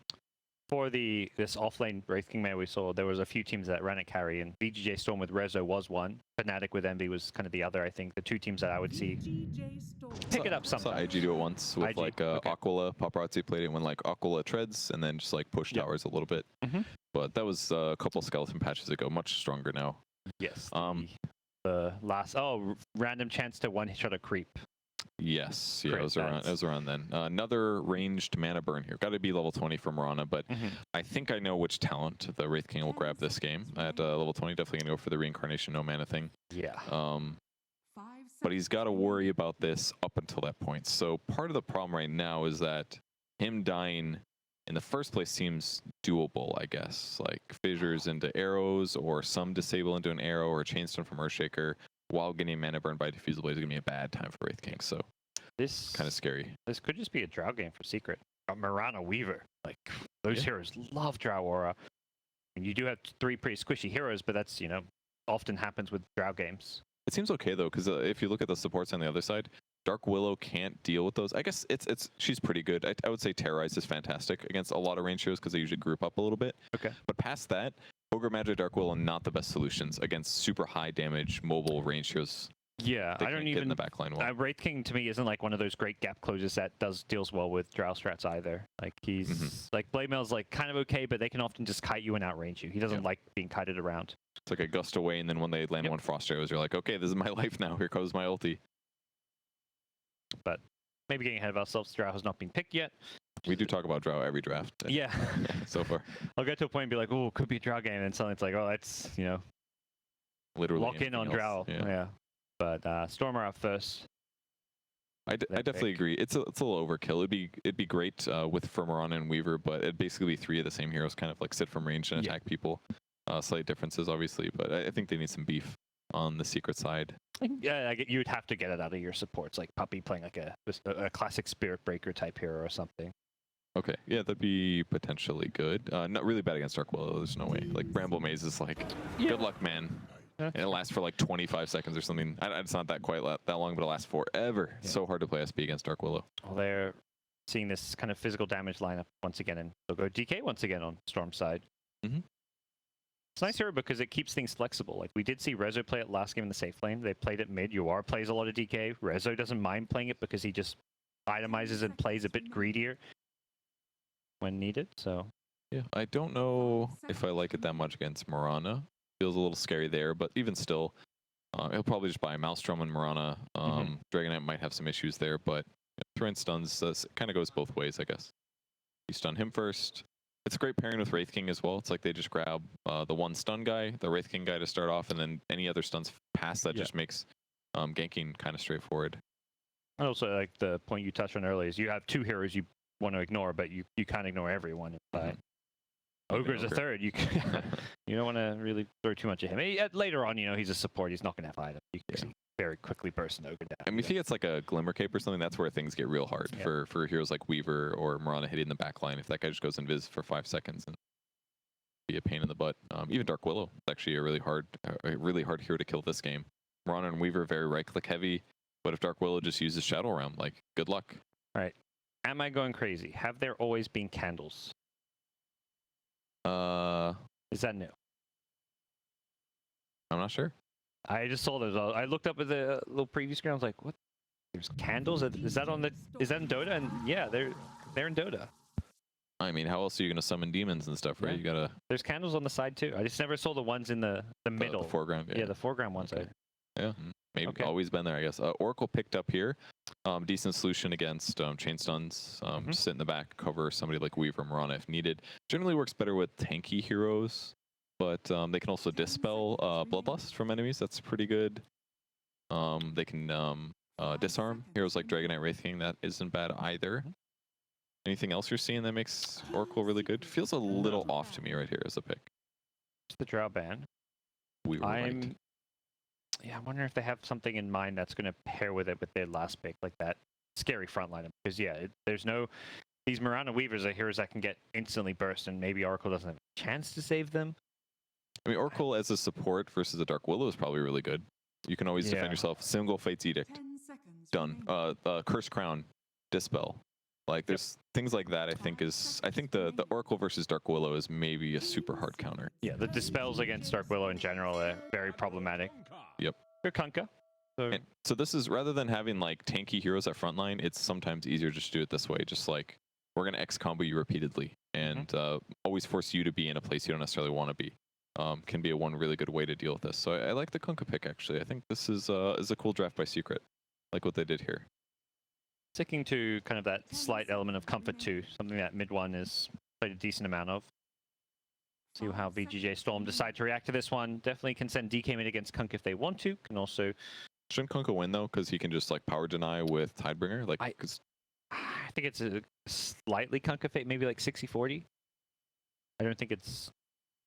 I just feel like he'd get out harassed, and if they gank, it's kind of scary for Dragon Knight. Yeah, and that's definitely true. But okay, Spectre. So basically, it's pretty farm heavy for VGJ Storm, but it's great at gap closing, and because of the heroes that Secret has, again, very relatively squishy, not very frontliney. A hero like Spectre, if he gets farmed enough, can instantly hit backlines and really deal a lot of damage to the right heroes. And I feel like Spectre gets a bad rap about being this hero. You know, you got to farm a lot on him. It's super greedy. It's not like anti-mage to me. You actually contribute with your ultimate earlier on. Like you can come to those first few fights. You can go for a fast blade mail if you want to, and actually have an impact pre-radiance. Unlike anti-mage, who I feel like until you have Battle Fury Manta, you're not really doing much, unless there's like a Storm or someone who you could show up in Mana Void. Absolutely, but usually the issue with Spectre is that the laning stage is a little too pressured generally, but maybe he can hold things off, hold them off this game. Maybe Spec Ogre, is that the move? Yeah. Just give the tanky boy there and trade hits? They're both pretty strong laning supports, and Shaker, I would say, is not a strong laning support, so while the Mirana can be annoying, you're not looking at like a Mirana with another harasser or heavy harasser. It'd still be double melee though. Yeah, it's like that problem. I guess what they kind of did the previous game, right, was just make one of your dual lanes really strong, like a Dark Willow, Wraith King would be solid, and then make your other one just defensive, I guess. Do your best on spec. Yep. And they can certainly he can show up to a lot of kills. Yeah, be really impactful. You don't need your Spectre to be like free farming and top of the net worth. It's not like Alchemist as well, another hero. Like if you have an Alchemist and you're not top of the net worth at like 10-15 minutes getting good radiance time, you're in trouble. Her way back into the game. Let's see how the lanes turn out at least. Yep, does kind of look like a Spectre Ogre Magi to start things off. You are going to do Dragon Knight in the mid lane, no surprise there, and a Dark Willow plus Wraith King dual off lane. And on the side of Secret, at least for now, Kunkka mid, very expected, and then looking like Ace the Weaver is going to go to the top lane, maybe covered by an Earthshaker. Sounds like an okay lane. Maybe Puppy rotating bottom to meet up with the Mirana. That makes a lot of sense, right? Channel Fortune's End, or Fortune's End to land a long second route, which guarantees an arrow in a lot of cases, so it would be a good way to deal with that. Let the Ogre eat all the arrows, I guess.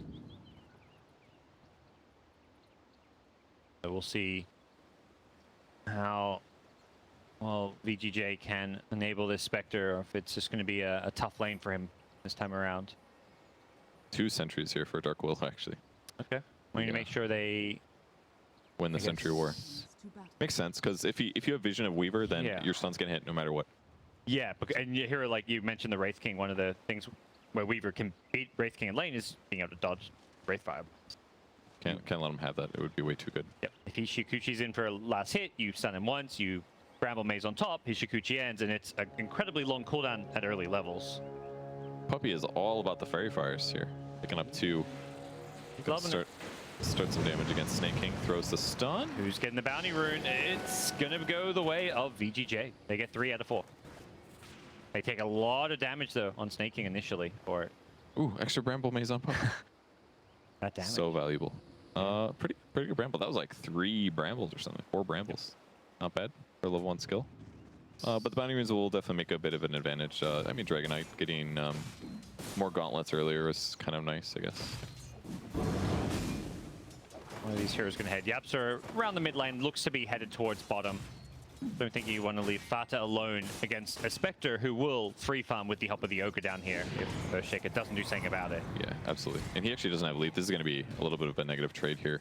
Yep. Ogre is so good at abusing heroes in this way. I'm a little surprised. I guess Fata must have gone for an arrow on the bounty or something. Look at this. He's just losing his lane. He doesn't even have a salve, actually. And Yapsor doesn't have one either. So this is going to be a low HP Mirana for quite a bit of time here. And he's just going to keep just tossing Ignite. Daggers back up. They'll throw another one. They'll throw another Ignite. Yeah, Fata doesn't even want to come in close for a last hit. He just wants to arrow a neutral, but doesn't even look like the newt spawn in the right position to get that easy arrow off. And SVG in a position as well to take the experience in case they really wanted to go for that arrow, which kind of defeats a lot of the purpose. So he's doing a great job leveraging Ogre to make this worthwhile. Yep. Really nicely done early on, and this is where I think the Spectre felt like a pick you could get away with because Shaker is just not all that present in lane. We're going to see another attempt on Fata, getting him down low, chewing through that regen. You don't have to get these kills, you just have to make him eat tangos and have a rough time. Whereas Rezo, he's got 5 tangos in the south left. Fata is going to be down to just a couple tangos. And now picking up his passive, so any more trading that they do is advantageous and a really good start for them. Oh, SVG picks up 2 from the neutral. Yeah, oh, he got the XP, nice. Picks up Fire Blast, so more chase potential. Fissure to guarantee that last hit on the range creep. And yep. A lot of focus on harassing still. How's top lane going? Snake King sitting at 8-2 versus Ace's 10-1, so still very even. They do have a Sentry Ward down. Looks like the Dire Sentry though. Yeah, looks like Dark Will has already used 1. Yes. So far, and this will be their D ward, I'm sure, if they can. They don't find it immediately, but look at it. What? Oh, okay. Eventually. Okay. Those are hard to click. I've done that way too many times where it's like I'm against a tree and you're like, all right, I'm gonna put my sentry down and immediately tango his, and you click a tree and you're like, crap. It's the worst feeling, man. Or your Quelling Blade and then it's on cooldown, so he takes out your ward and you're just like, okay, 100 gold down the drain. Yep, that one sounds painful for sure. Full side pull going on for MSS. He's gonna contest it a little bit here, but really just trying to not make sure they can't get free farm out of it. So DK mid found a double damage room, which is helping negate some of the CS advantage of Kunkka, who was leading and is going to use his early X to just take a little fountain trip. That's pretty good. You got about 500 HP out of it. Definitely worth it.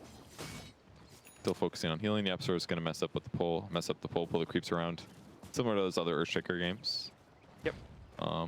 Large camp didn't get blocked here, so still get out of here, man. Yeah, wants to zone him. Knows that there's no creep wave of his own coming, so he can just kind of run forward, use this stout shield and regen advantage that he has. He's still got 3 tangos in the south. Fata, meanwhile, with 0 regen left, has some tangos back at base, but that's very far away. Yeah, it's a bad moment when you're kind of losing the lane like this, and you're like, let me finish my Wraith Band and bring an extra tango because I'm out of regen. That's not a good place to be. Yeah. Back at top, it does look like Secret have regained the sentry advantage, as we were talking about earlier. They put down a sentry of their own, dewarded VGJ sentry, so that's their second sentry, but it's going to give Ace a much easier lane. Well, it's it's going to keep Weaver alive in engagements and stuff, but either way, they've got decent levels. Like Puppy can heal him if needed and stuff. Yep. And the stage is still going kind of even. Look, it looks like he really wants to block this. Actually, might even get an observer ward with it if he. Yep. They're just going to mess with the pull, I guess. Blocks the follow-up wave spawning, so that means they should be able to lane control no problem here. Vizrune up top, mid one, looking to make sure he gets it with the X, and he will be successful. But it's just an invis, not a regen-esque rune that he was perhaps hoping for. They don't even have bottles anyway, so this is more of like a little game to limit some advantage there. Never know yet if it could be like a Arcane Rune, a DD. I mean, DD already spawned, so it wasn't going to be that, but still something important to keep tabs of. But I mean, considering how this game's going so far, I think they've got to be a little scared on Secret that Rezo has had such a good start. That's not where you want to be. He's still got a Tango and a Salve. He's got 900 gold past his boots, meaning he can just rush a really fast Vanguard. I did not catch that one, but we can imagine what happened. Swarm was used, Shikuchi, and probably a couple. This is the level 3 Oracle. He kind of hits a peak here in the laning stage where he does a huge amount of burst damage. That was a huge fight to win, though, because they're going to be able to get a double bounty as a result. Yep. Ace will grab this one. Bottom rune, there's a bit of a fight going down. It's going to be close. MSS might get it. Oh, he just denies it. Playing it safe. And Secret get the bottom bounty runes. So a couple stuns and spells being traded. Through to that mid one. Kind of in a close fight here with your he's war. going for the kill. He's got to cleave in a couple of seconds, and yeah, tower will help him out. That's like the best place to X, right within the tower range, man. Get some free tower attacks in. I didn't catch the lead up to it, unfortunately, but you know, what do you expect? I'm only good at observing late game or something like that.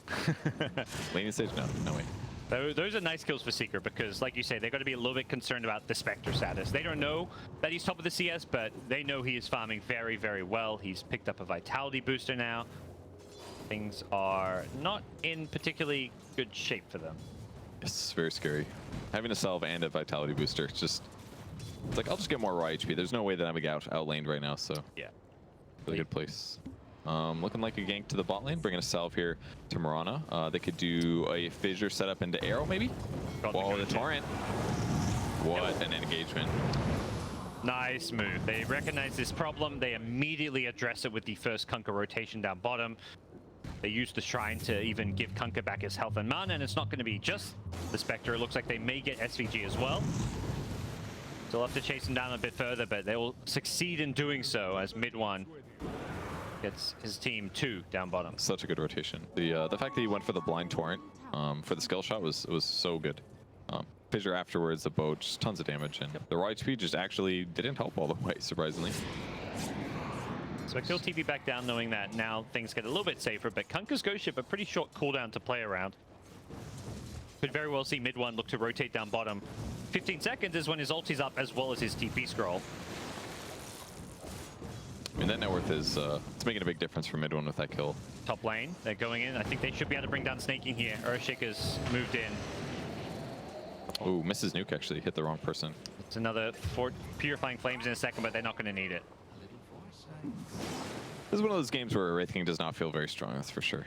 Fortune's End making a difference, like the disable into follow up really long duration disable against a melee hero that's to walk out slowly. Just can't deal with that much. It doesn't really get easier. Weaver Diffusal is almost certainly going to be the item, I feel, and that makes life very difficult. Yeah, 50 a hit. Finishes a wand, he's got 1,000 gold in the bank. Maybe he'll rush him, maybe he'll go treads first. See what he ends up with, but Snake King can't feel too good. Does he just go? Yeah, it looks like he's just going to start rotating. I guess that's better than staying in his lane. Killing Kunkka sounds very difficult though, but maybe with the Dark Willow they can do this. Shaker and now a Oracle TP. They get the Oracle TP out just with the stun being used though, so. Not terrible, but that was Snake King rotating, so. He doesn't have a lane up top, so I guess it's better than nothing. Trying to just get the most out of what you can, and the situation is very much let's hope Rezo carries us. Yeah, it's kind of a mirror situation, right? Spectre's still free farming, nobody's in his lane.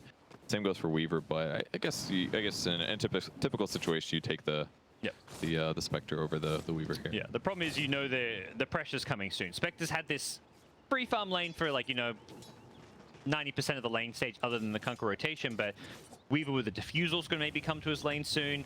There's going to be problems when Mirana gets levels, when the mid Kunkka comes back, so it's not going to be easy from here on out. MSS in trouble, very likely to die here. Yep. Gets caught. Bug stays attached to you even though your body's still in the Shadow Realm. I don't know how that works out, but... Sure. Getting a stun here on mid, and a dagger too. First one of the game. Coming mid, but mid one's going to have a lot of damage block here, and the Ghost Ship actually hits both Fissure as well, so it does look like mid one is going to quite easily survive in a way. Did have raindrops, which have been very quickly chewed through. Well, that's still a tanky. He's a tanky Kunkka. It's 1,500 HP plus the boat to delay things. The man on Dragon Eye was a bit low too. They're thinking about trying to kill him here. But I don't think they'll be able to snag that one. Pretty big loss actually to go for a haunt like that and not secure the kill though. It's expensive. He has to walk all the way back to the bot lane now. Didn't have phase boots yet. So he's got to walk there slowly. That hurts the net worth. And normally you want to time that first haunt with almost like a guaranteed short kill, and DK would be a big one if they actually managed to get it. But back bottom, Rezo will continue to farm. Has a lot of small items queued up. Aquila into treads, going for a very tanky stat-based build. I like this game. Just lots of raw HP against the magic burst, and then lots of Aquila pickup against things like Weaver. It's just a really good way to make your HP go farther. But here comes a gank on snaking. Will he pop his ulti for this one? Doesn't look like he wants to. Just going to eat the death. And again, triple bounty rune for Secret here. They're doing a much better job playing around bounties this game. Yeah, they're timing these moves around them. And Moonlight Shadow, get a kill, get the bounty runes. Very nicely done.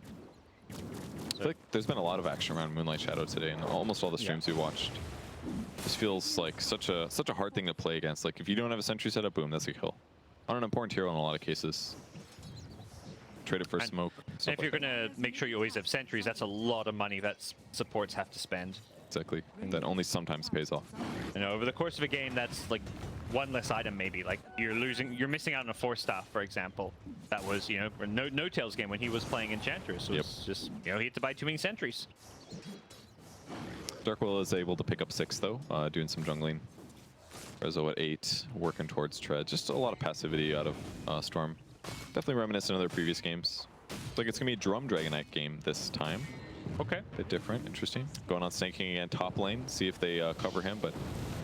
Oh, what a sick juke. Did you see that? Yeah, that was so cool. Cuts the tree to go to the north. Throws a stun. No ult, no team. Still no team. Ooh. Okay, misses the boat damage at least. That buys him some time. Pops his ulti. He's asking for backup now. He's like, hey guys, anytime? Anyone coming? There's first CP from the Willow. There's a second coming as well from Spectre. They want to fight this one. Rezo shows up, goes on Puppy, wants to get these kills for his team, and Snaking staying alive, still has 1 charges, and here's the Bedlam. It's been split, but that's okay because they're nice and low here. As Mid One's trying to get out of here, but without the ghost ship anymore, he's in trouble. Torrent gets nicely dodged by Rezo. He's got another dagger and is going to chase him down. That's a big kill. 340 gold going Rezo's way. Weaver can't really be brought down here, but great call from Snaking. Level the ulti. Come on in, team. If I was him, I would have been screaming, dude, by the time that those TPs came in. That took forever. But, I mean, dodging that first torrent was so impactful. Because if not, he would have been dying right here under the tower. Instead, it's all the way over by a shrine. Makes a big difference. So, great teleports. It works out. Ogre's build kind of interesting, going 3 points of Fire Blast this game. Ooh. And there was a very tiny buff to Ignite recently, 5 more damage per level. So, you know, it's a pretty respectable nuke once you hit 6, and there's a pretty 60% chance to get a 2x cast. So it actually becomes like a normal nuke. Yeah, that's where the big buff was to the multicast chance, and that's where leveling up Fire Blast just is going to give you a lot more damage output. I guess they're just trying to burst on Weaver is maybe the thought. Like throw 1 stun, throw a follow-up stun, drop some Fire Blast, maybe get a kill. And interesting, they're not getting any points in Bloodlust. Yeah, that's very atypical for sure. Snake King ends up dying. We don't need to look. He didn't have his ulti. It was probably easy. Actually, leave a solo kill from Weaver. Just finding him, keeping back the lane, Very deep dive from the Weaver, who's getting closer and closer to this Diffusal Blade. Will come at a pretty respectable time, but at the same time, Rezo's just farming better, farming more. Queuing up Blade Mail will be pretty good against heroes like basically everybody. I mean, Kunkka combos, Earthshaker stuff. Blade Mail, lots of raw HP, is gonna kill people before he dies at least. It's always just that much better of an item when you're against this like unpreventable damage, like these AoE things, which you're gonna, like you see a ghost ship coming, you know you can always Blade Mail that damage. You get X, hey, you're gonna pop a Blade Mail. And Blade Mail a ghost ship / torrent. Oh, terrorize into Maze, and they're going to catch Mid One here. Does get off the ghost ship now, but the damage has already been done. He's already incredibly low here. Luckily, there's an Oracle showing up to save the day. Yuwa wants to get a stun out. Instead, finds Puppy, but he gets disjointed by the invis. Not having the detection there. Being punished. Yuwa gets brought back with the X here. He's still very, very tanky. Can they actually bring him down here? Snaking doesn't have ultimate just yet, but he's still full on health. He instantly stuns Mirana as she leaps in. Echo Slam comes, but it's not going to save Fata. He's done for. And Yuara's actually healing up thanks to Puppy's Purifying Flames, so... That was so close. The stun from Wraith King absolutely changed things there. If he doesn't stun the Mirana gets Starstorm off. We could see maybe heroes like Ogre Magi get bursted, maybe MSS as well. But that stun just barely in time. It's a big fight for them as they'll fall back, get a nice little group shower, hit the jungle. Slap each other on the butts a little bit, say nice job, and get back out there on the map. That's some NA Dota in a nutshell right there. And things looking overall good for them. I like the adjustment in Yuara's build. I mean, he didn't play DK last game, but it's very different style of build. This Drums, Blink Dagger. He knows his job is to create space. Oh, they're gonna get this kill. That is... Maybe. Oh, great save. Okay. Use Fate's Edict to stop the magic. And there's also a DK stun. Okay, still get him. Really good attempt by Puppy here. Maybe grab a Wraith King, but he's got ulti. That's going to slow Fodder down. That's his last leap, actually. He's got to get out of here. Do they have follow-up? They do. Using their little feet. Great damage block once again, but they catch Earthshaker They're going to catch everyone at this rate. Rezo's found Puppy on the backlines here, going to help secure that kill. Doesn't actually get the last hit, unfortunately. Yapso brings down the Willow, but can Rezo clean up? It sure as hell looks like it. Another kill that just doesn't go his way, but I don't think he's going to be complaining too much because of how well this game is going for VGJ Storm. Yes, considering that they still have a Spectre, they're on a great trajectory here. Right under a tier 1 tower. They probably won't be able to finish this off, but some good damage being dealt at least. Yeah. Kunkka's still kind of farming passively towards a Halberd again. Winning the early game with Spectre is always a fantastic sign for things to come. Rezo will not get the tower deny up top. Unfortunately, the Siege Creep just doing a bit too much damage. And bottom lane, Secret should get the tower deny. May not notice, we'll see. Almost Diffusal Blade on Weaver as well, picks up the Mana Break talent, so that's where things are going to get really tough for the Wraith King here. That does change the game. He does have the one, so 21. You're always going to want to stock up your one charges and try and use it as you're about to die. Oh my god, this Weaver's being hunted. God. Chain stun galore. That was so dirty. I mean, he got an Invis rune for free, but still, Fire Blast gets the multi-cast, and then two other heroes with Disable, so. The Ogre is actually working out pretty well, I must say. Yep, so spot snaking, TPing in, but he's in trouble. He's surrounded by skeletons. He can't really get out of this one. Does get helped up by the Oracle. That's going to save his life a little bit longer here, you are. Stunned up by the Ghost Ship, but yeah, Yapso's left to the Wolves. The false promise only delaying the inevitable. I really feel like we're seeing the tanky thing again, like the Ogre, the Wraith King, and the Dragon Knight just sitting in the front, very hard to kill. And even just like Drum on Dragon Knight has made him, I mean, he's going to be tanky no matter what, but the extra laning benefits that they're having in these early fights it's really paying off. I feel like Secret have tried to force these fights too much because it's very much Weaver as a hero, and in this game, it's a timing thing. You are strong and scary with this Diffusal, and you need to just almost rush it. But being forced to keep coming to these fights has caused like a lot of kind of slowdowns in their overall strategy. Yeah, and they have good right clicks and all, and they can deal with the Wraith King, but it feels like they drafted a lineup that counters Wraith King and doesn't do much else past that. Because now when they get in these team fights, I mean, look at their heroes. Kunkka is very burst heavy, especially itemized and skill builded like this. Not that it's uncommon. It's all about Ghost Ship and Torrent burst. Oracle is bursty. Mirana is bursty. Everybody on the Dire team is pretty bursty right now, so there's just it's going to be a while until they're ready to take fights even. Here we go. They're going to try and initiate on the Dragon Knight. Have they got the damage to bring him down? Oracle coming in again, looking for the backlines, going on Puppy. He disarms himself to try and delay the inevitable, but he's still going to go down. And DK didn't even die. He had the one charges, and he's got another blink. He may look to actually initiate behind the tier 1 tower where they've got a ward. Instead, they'll just take the tier 1 for now. Disastrous fight for Secret, considering they're the ones who chose to start that one off. Yeah, they just don't have the right heroes at this point. They threw a lot at that guy. I mean, maybe they didn't get a Weaver on top of him. Maybe they didn't get Starstorm to melee range, but it's just not very safe to do so. If they initiate in the wrong direction, they're just going to initiate, and they catch an Earthshaker now, too. It's just one by one. They're just getting picked off, and again, talk about timings. If that fight looks very different, if Mirana has a Maelstrom, which she's 600 away, if Weaver has a Diffusal, which he didn't have for that fight, he was a couple hundred away, and they start that fight without two very key items. Here comes the Mana Drain on sinking, though, so. He pops the one, but perhaps a bit too early. Reincarnation is not available. Can he kill the Beetle? He doesn't get it off him. So it does, in fact, go down here as Mirana goes charging forward. Won't hit the arrow on the Willow, but catches DK instead. Ghost Ship goes flying. Catches one, not two, you are. Gets the TP out, but Fissure will cancel it. All right, finally works. And they crushed that fight with Diffusal Blade. It's amazing how big of a difference this makes against Wraith King. Even when he has 21 charges, it's very unreliable because if you catch him with a stun, he can't pop those 1 charges. Yep. And even if you pop it right before you die, the guy that's, if he's attacking you with mana burn anyways, he might lower it too much and you just go down anyways. Yeah, it doesn't, if it just increased your mana, it'd be a lot easier, but the problem is it heals you too, so chances are Weaver then gets an extra right click on to burn more mana. Yep, exactly.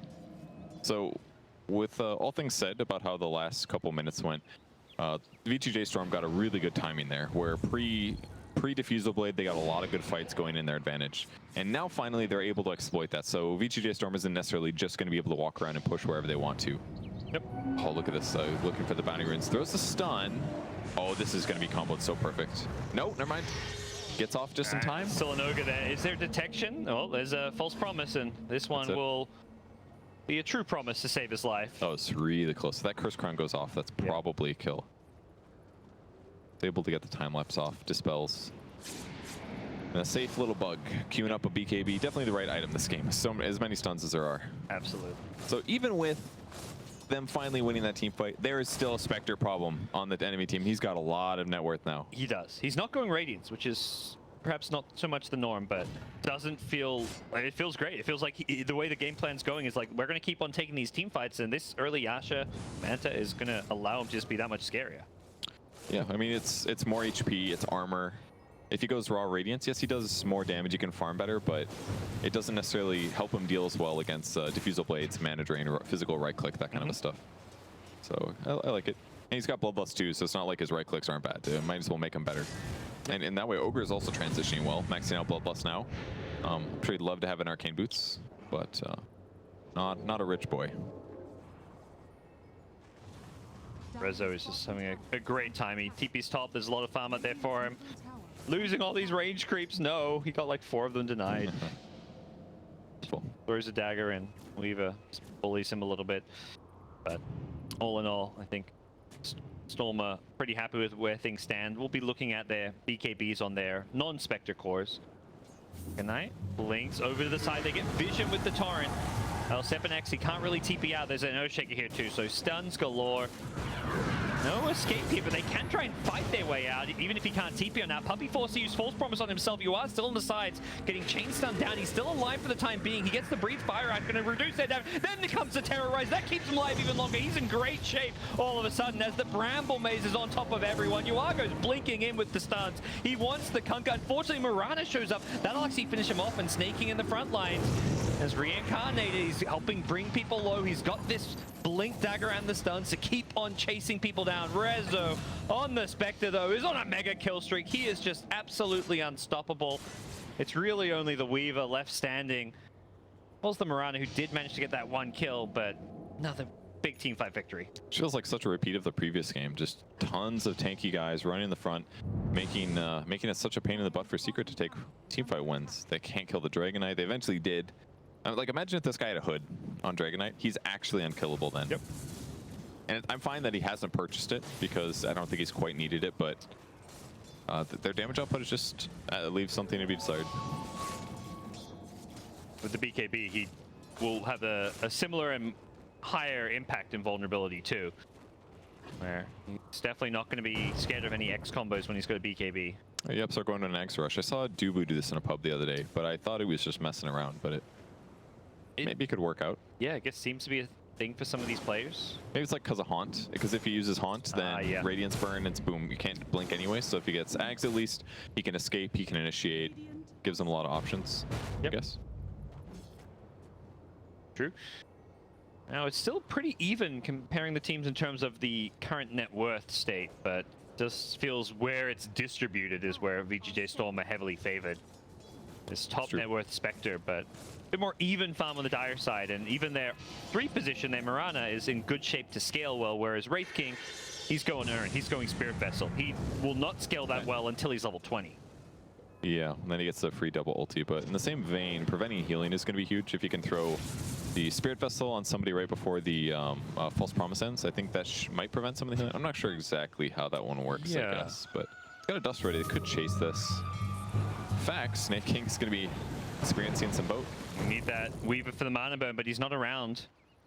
Does have a lot of one charges as well. Weaver's now TPing in. It looks like they're trying to delay this as Snake King will throw away his life. Is there an arrow? There could be for the immediate respawn, but the Horde Delusion will block the arrow. Instead, we're going to see Shaker getting stunned up, trying to find a way into this fight here as Secret forced to full retreat. Rezo always hunting down Puppey every time he haunts on in, and Yapster, no escape from him as well. Echo Slam catches out 4, but he's all alone. It's not quite as exciting as I maybe made it sound.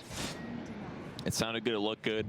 There's some good damage, but it was another Death Echo, which is unfortunately what seems to happen. When they're that tanky, it is so hard to make Earthshaker the hero. I think this first pick Earthshaker's maybe still hurting them a bit against this heavy tank lineup that VGJ Storm's going for. Yep. I mean, its gold graph is still very, very even, but it just feels better as time goes on. Ogre picking up the GPM talent too. There's more and more farm. Also may see Snake King adjust his build. He hasn't committed to the Spirit Vessel. He's got 2.4k gold up lane. Well, hasn't got his BKB just yet, and with Haunt down, Secret say, we want to go and fight. They're unable to really go on the Willow. He's looking for that Terrorize, trying to catch the Weaver with it. Secret will have their Kunkka stunned up here, and blinking it is the Wraith King, who doesn't have ultimate, but he's not afraid, or at least not showing any signs of it. Rezo last hit in here. Yeah. Here to fight though. Snake King got another blink in 5. Decent arrow on Wraith King. He doesn't have ulti for 40. Yeah. May have some mana burn too. You assert dominance, you run forward, your opponents are going to think you have ultimate though, which just seems to be the tact he's going for. Puppey will get stunned up and should go down before he gets a chance to use a spell. DK doesn't, does have mana, has a soaring and one charges if he wants to chase for another stun. It is so hard to win these fights on Secret side when your opponents have this much mobility. They've got Haunts, they've got Blink Daggers on all these cores that can just instantly initiate. Like, how is Puppey supposed to protect himself? It's like he'd have to hide in trees the whole time or something. And on the other side, yeah, if you go for an XCOM on somebody, it gives them this like 3-second window where their opponents can react, drop Haunts, initiate on backlines. Just much harder for Secret to take fights. Even a spell like Arrow, which could perhaps secure you a kill on, or like the respawning Wraith King gets blocked by a Haunt. It just feels very hard for them to make these plays. Wraith King, gonna go down. Had the reincarnation, but didn't have the chance to get it off. No mana, and was getting chain stuff. Very, very solo there. And he's actually changing up his item build here. He didn't finish the Spirit Vessel. He's queuing up an Orchid to secure kills on the Weaver. It's not going to work great against the BKB, but... Yeah, BKB, and he had a Lincoln queued up for a second ace, but now he's swapped back to a Maelstrom. We'll see. It'll be really good for Zoracle too, if you think about it. Like, if he lands a stun on Oracle, drop the Orchid, that's a dead hero. You can't cast Fate's Edict, he can't cast his ultimate. That's probably the benefit. And if Puppey is typical Puppey, he's going to buy a lot of wards, and he's not going to have a defensive item that can save him from that. I'm not sold on it just because it feels like all the cores are going to have answers for it. BKBs, whatever ultimate it may be. And Oracle already seems to be dealt with by Spectre. Every time Spectre haunts, Oracle is just like forced to self-ulti, which is a win in itself. But the Bloodthorn Skeletons gods. Yep, absolutely. It's fun. It'll be good if you can get like a nullifier on top of it. You get the silence with the nullify, stop the BKBs. Which is absolutely a fine way to play the hero, probably. It's just you would have weak HP, I guess. Yep. But there's talents that can kind of offset that. The Strength one, for example. Kind of this like pseudo glass cannon hero assassin. Or I mean, you don't have to do the damage. You just have to stun and silence them and stop them using items. So we're going for Trinkles. No Arcanes. A little surprised myself, but man, Rez was attacking really fast. This is scary. And now he's queuing up Radiance, actually. Yes. Probably still fine. Yep. Lower mischance. Stop Blink Daggers. Push waves, all that good stuff. And he's ready to go. Pushing the top lane. Team smoked out, looking for a fight, see if they can grab somebody, but smokes are breaking. Whoa, he found him. Snake King instantly blinks on top of your wire. Got stunned up initially, but gets his BKB out now. They're going to find Puppey. Yep, Rezo immediately guns it for him, but doesn't quite get the damage needed to bring him down. And there's the reincarnation from Snake King. In a bit of trouble here, forced to back off as Ace's BKB is wearing off, though. That could make this fight a whole lot more difficult. Yapster just forced to Echo Slam. Not really the ideal one, but you are getting pretty low, just not low enough. Nice DK stun coming out on the Kunkka while he chases down Fat on the Mirana. Wraith King somehow still alive. Snake King on a sliver of health. And Kunkka cannot find the cleave or the torrent to bring him down. He will actually end up, actually does find it. Right before he dies, he finishes off the Wraith King, but this fight does not go the way Secret were hoping for. Ace in full retreat. I mean, it looked decent for Secret for a while there. I felt like Resolution was wasting a lot of time chasing the supports, always feeling like he had to come back and cover his allies. But just barely enough to stay alive. This is really bad now. Doesn't have time lapse, doesn't have BKB. doesn't have a life. A very easy snag with the Curse Crown. I mean, that's an ability I think that is. It's easy to think like, oh, it's easy to beat, like use Manta, BKB, stuff like that. But there's a lot of circumstances where it's just a very low cooldown, reliable stun on heroes like this. It's Weaver. It's it's something that he has to deal with, and it costs a Manta sometimes to deal with it. Great team fight. They're gonna end up taking Roche as a result, most likely, unless Secret can get here in time. Could see a TP from Kunkka. Doesn't look like it. Looks a bit too late, and not sure after how the last few fights have gone if you want to try and contest that. How are they going to kill Spectre now? There's low chance, man. Good question. 500 health talent. Almost Relic. I mean, you get this Radiance, Manta, and then maybe a Heart later on.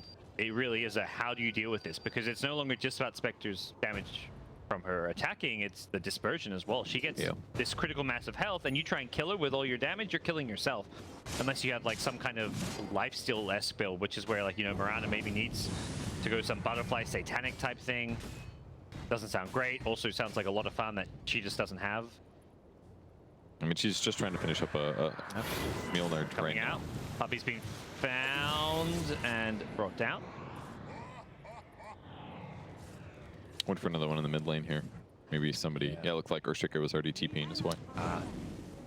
Well, they're scanning tier 2, see if they can pressure for more, and this should secure them this.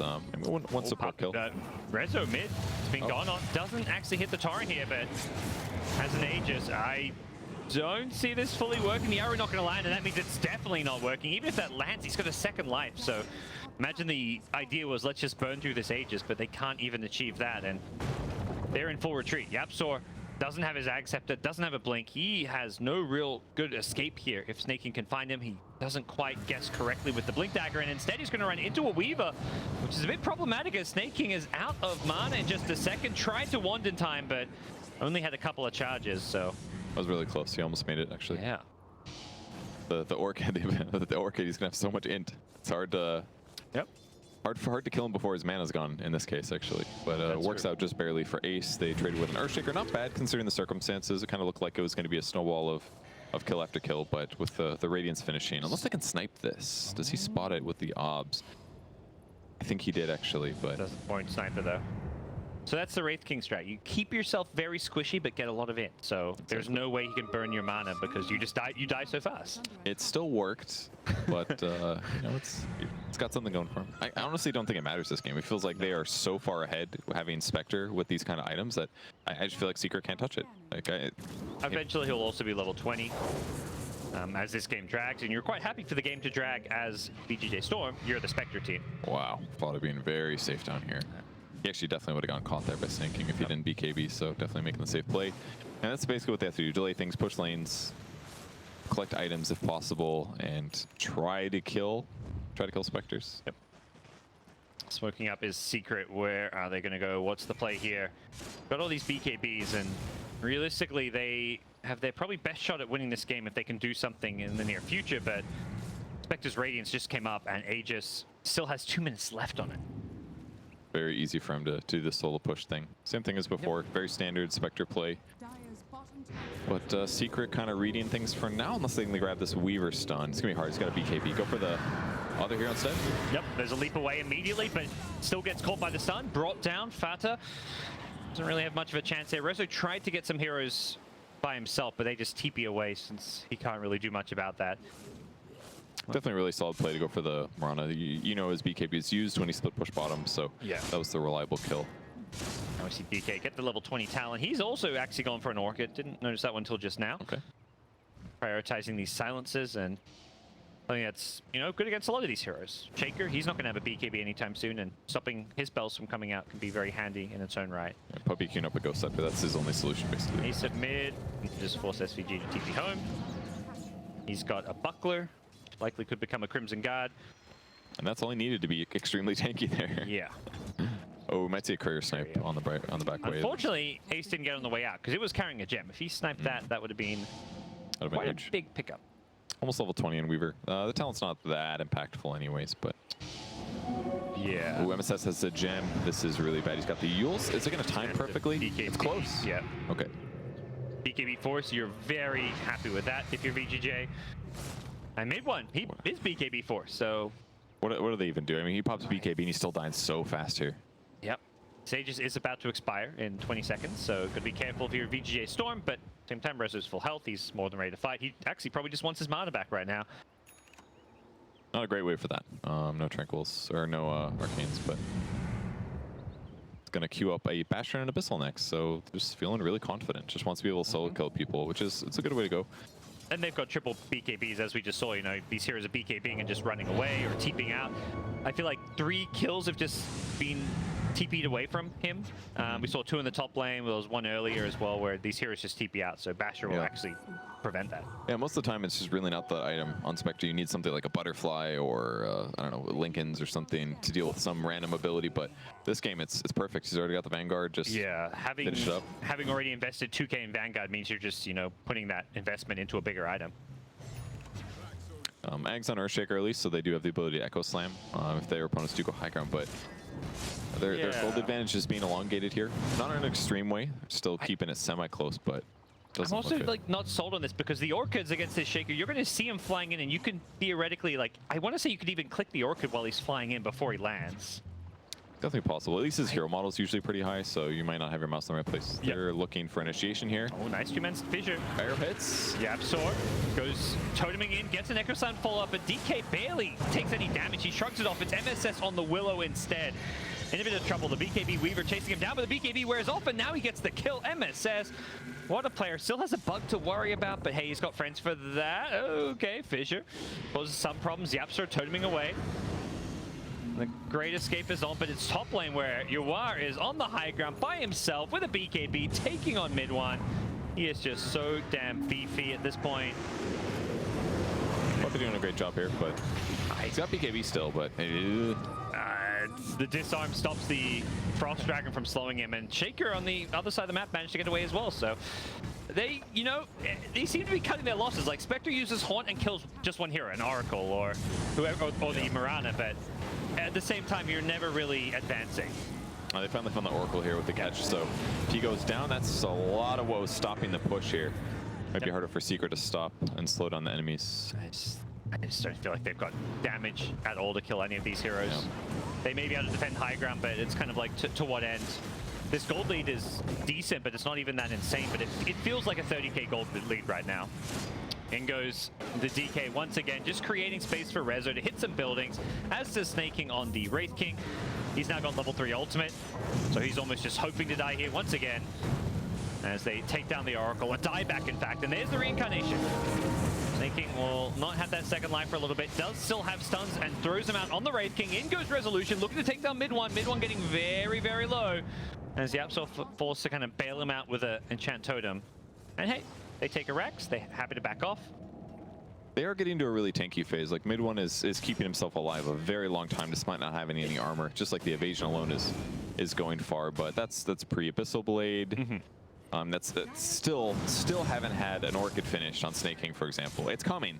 It's finally coming, but it's been a while. It's also like he's keeping himself alive, but not killing anyone. VGJ Storm are keeping themselves alive, and you know, they'll kill a support or two, they'll kill a Mirana, they'll kill buildings, so it feels like they're using their sustainability to achieve something, whereas Kunkka, it's just like to delay, which is what needs to kind of change if they want to stand a chance in this game. But Daedalus, level 20 talent on Kunkka, you know, he's getting a bit more damage soon. Okay, he's basically that finisher. Gets one more last hit, he'll have it, yeah. Not too bad. But even still, a lot of HP on the enemy team. Everybody's over 2k with the exception of Dark Willow. And there's a blade mail, so you gotta watch out for that one anytime you're going Cleveland. And if you're in the melee range, Dispersion Reflection too, so yes, way more damage in your dealt. But in the same vein, Kunkka is also super strong, HP-wise. So yep, maybe part of the solution. It's feeling better for Secret. They're slowing down VGJ constantly in these pushes, but they haven't gotten close to threatening the Spectre yet. I haven't seen that in a long time, so don't have a lot of faith going long term. I guess in good news, he's almost 6 slotted, I guess. You know, you can only get Spectre. You only get so much more farmed. Until he sells his Aquila and his Blade Mail, yeah. Maybe you even want to keep your Blade Mail in a game like this. It's gone on. Echo Slam comes... stuns him up. He's actually been chainsawed. The Echo Slam killed him. Replay so the arrow could land. Okay, they got him. Yeah, okay, can they get him? No, he's out. He uses No. He jukes him. No. Oh, it looked so good for a second, but it just wasn't to be. He haunts, he jukes him, he completely destroys Team Secret. 2 dead, it's going to be a third. Weaver goes down as well. It was the perfect initiation in terms of how they played it. There was creeps that were going to block the arrow, but the Echo Slam cleared the creeps, allowed a 5-ish second arrow to land, and they still couldn't kill him. Dude, they went all in trying to blow him up with leaps and right clicks. They knew they had a small window to get the kill, and it just wasn't enough damage. He's got 2,800 HP. 30% of what they threw got reflected back at them. Man, and then the haunt plays. I thought for sure they were going to finish him off. Yep. One of those moments where he disappears and you're like, wait, he died? Oh wait, no, he's still alive. Okay. Yeah, that was insane. And surely that's the end. It really feels like it should be. Wraith King's about to hit level 20, so one of your kind of playmaking options as far as killing Wraith King is removed. This guy's Orchid finish. He's going spellcasting items. And hey, there's a DK who's also mighty farmed. He's second on terms of net worth. 20k net worth DK coming at you. If they can kill Wraith King here, this would be huge. Level 19 only. Kill that beetle. Somebody get him level 20. Okay, no, he's got reincarnation. Had the mana for it just barely. He was on like 250. They may just kill him a second time, though. He gets force-staffed away. X back, though. Here comes the Abyssal Blade trying to mess with the Kunkka combo. Not going to succeed. Hits a 2-man torrent. Nicely done here as Weaver trying to find a way into this fight. He gets caught out. He gets silenced. So he's caught by the Dark Willow. He gets solo killed, essentially. As Sparta's trying to save the day, leaping in forward with the BKB. Mirana doing some really good damage here. But VGJ Storm, they smell blood in the water. They're buying back. They're trying to end this one. And with the Basher on Rezo, he cancels the TP out and they GG. I mean, when they could have killed Spectre bottom, it seemed so hopeless at that point. They just got out damaged at some point. So much of it felt like literally that first minute of the laning stage for Team Secret. There. That level 1, yeah, Mirana, who gets like harassed out, doesn't have any options, doesn't have any help. Didn't have a salve. The person that came to lane didn't have a salve, and all of a sudden she couldn't contest any last hits. Couldn't harass the Spectre. Was just trying to get close to the lane. And that completely shut down the Mirana, but more importantly, let Spectre off to an amazing start. Yep. They ganked him that one time successfally, but Rezo got to do whatever he wanted. And you were installed in this first pick Shaker 2 games in a row now, and I think you see a big reason why and how it can get exploited is this, you pick a greedy hero like Spectre and free farm lane. Yeah, and then he had trouble. I mean, he wasn't there at the start of the lane, but either way. Yep. Could have daggered over the fissure, It's like there's actually, maybe that's part of the reason that Yapster wasn't there, because he's like, what am I going to do, fissure this guy, and then he's just going to dagger over and run away? There's no benefit there. And as long as the mid lane was tanky and the dual off lane was strong, which it was, it's like VGJ Storm they get that strong dual lane right off the bat. They grab a mid that's like pretty tanky, and then they just make sure that their safe lane fits what the enemy's draft was. That's what it seemed like. That does it. VGJ Storm will be the only undefeated team on day 1. They'll be smiling their way back to their hotel rooms. We'll take a break and be back with our final series.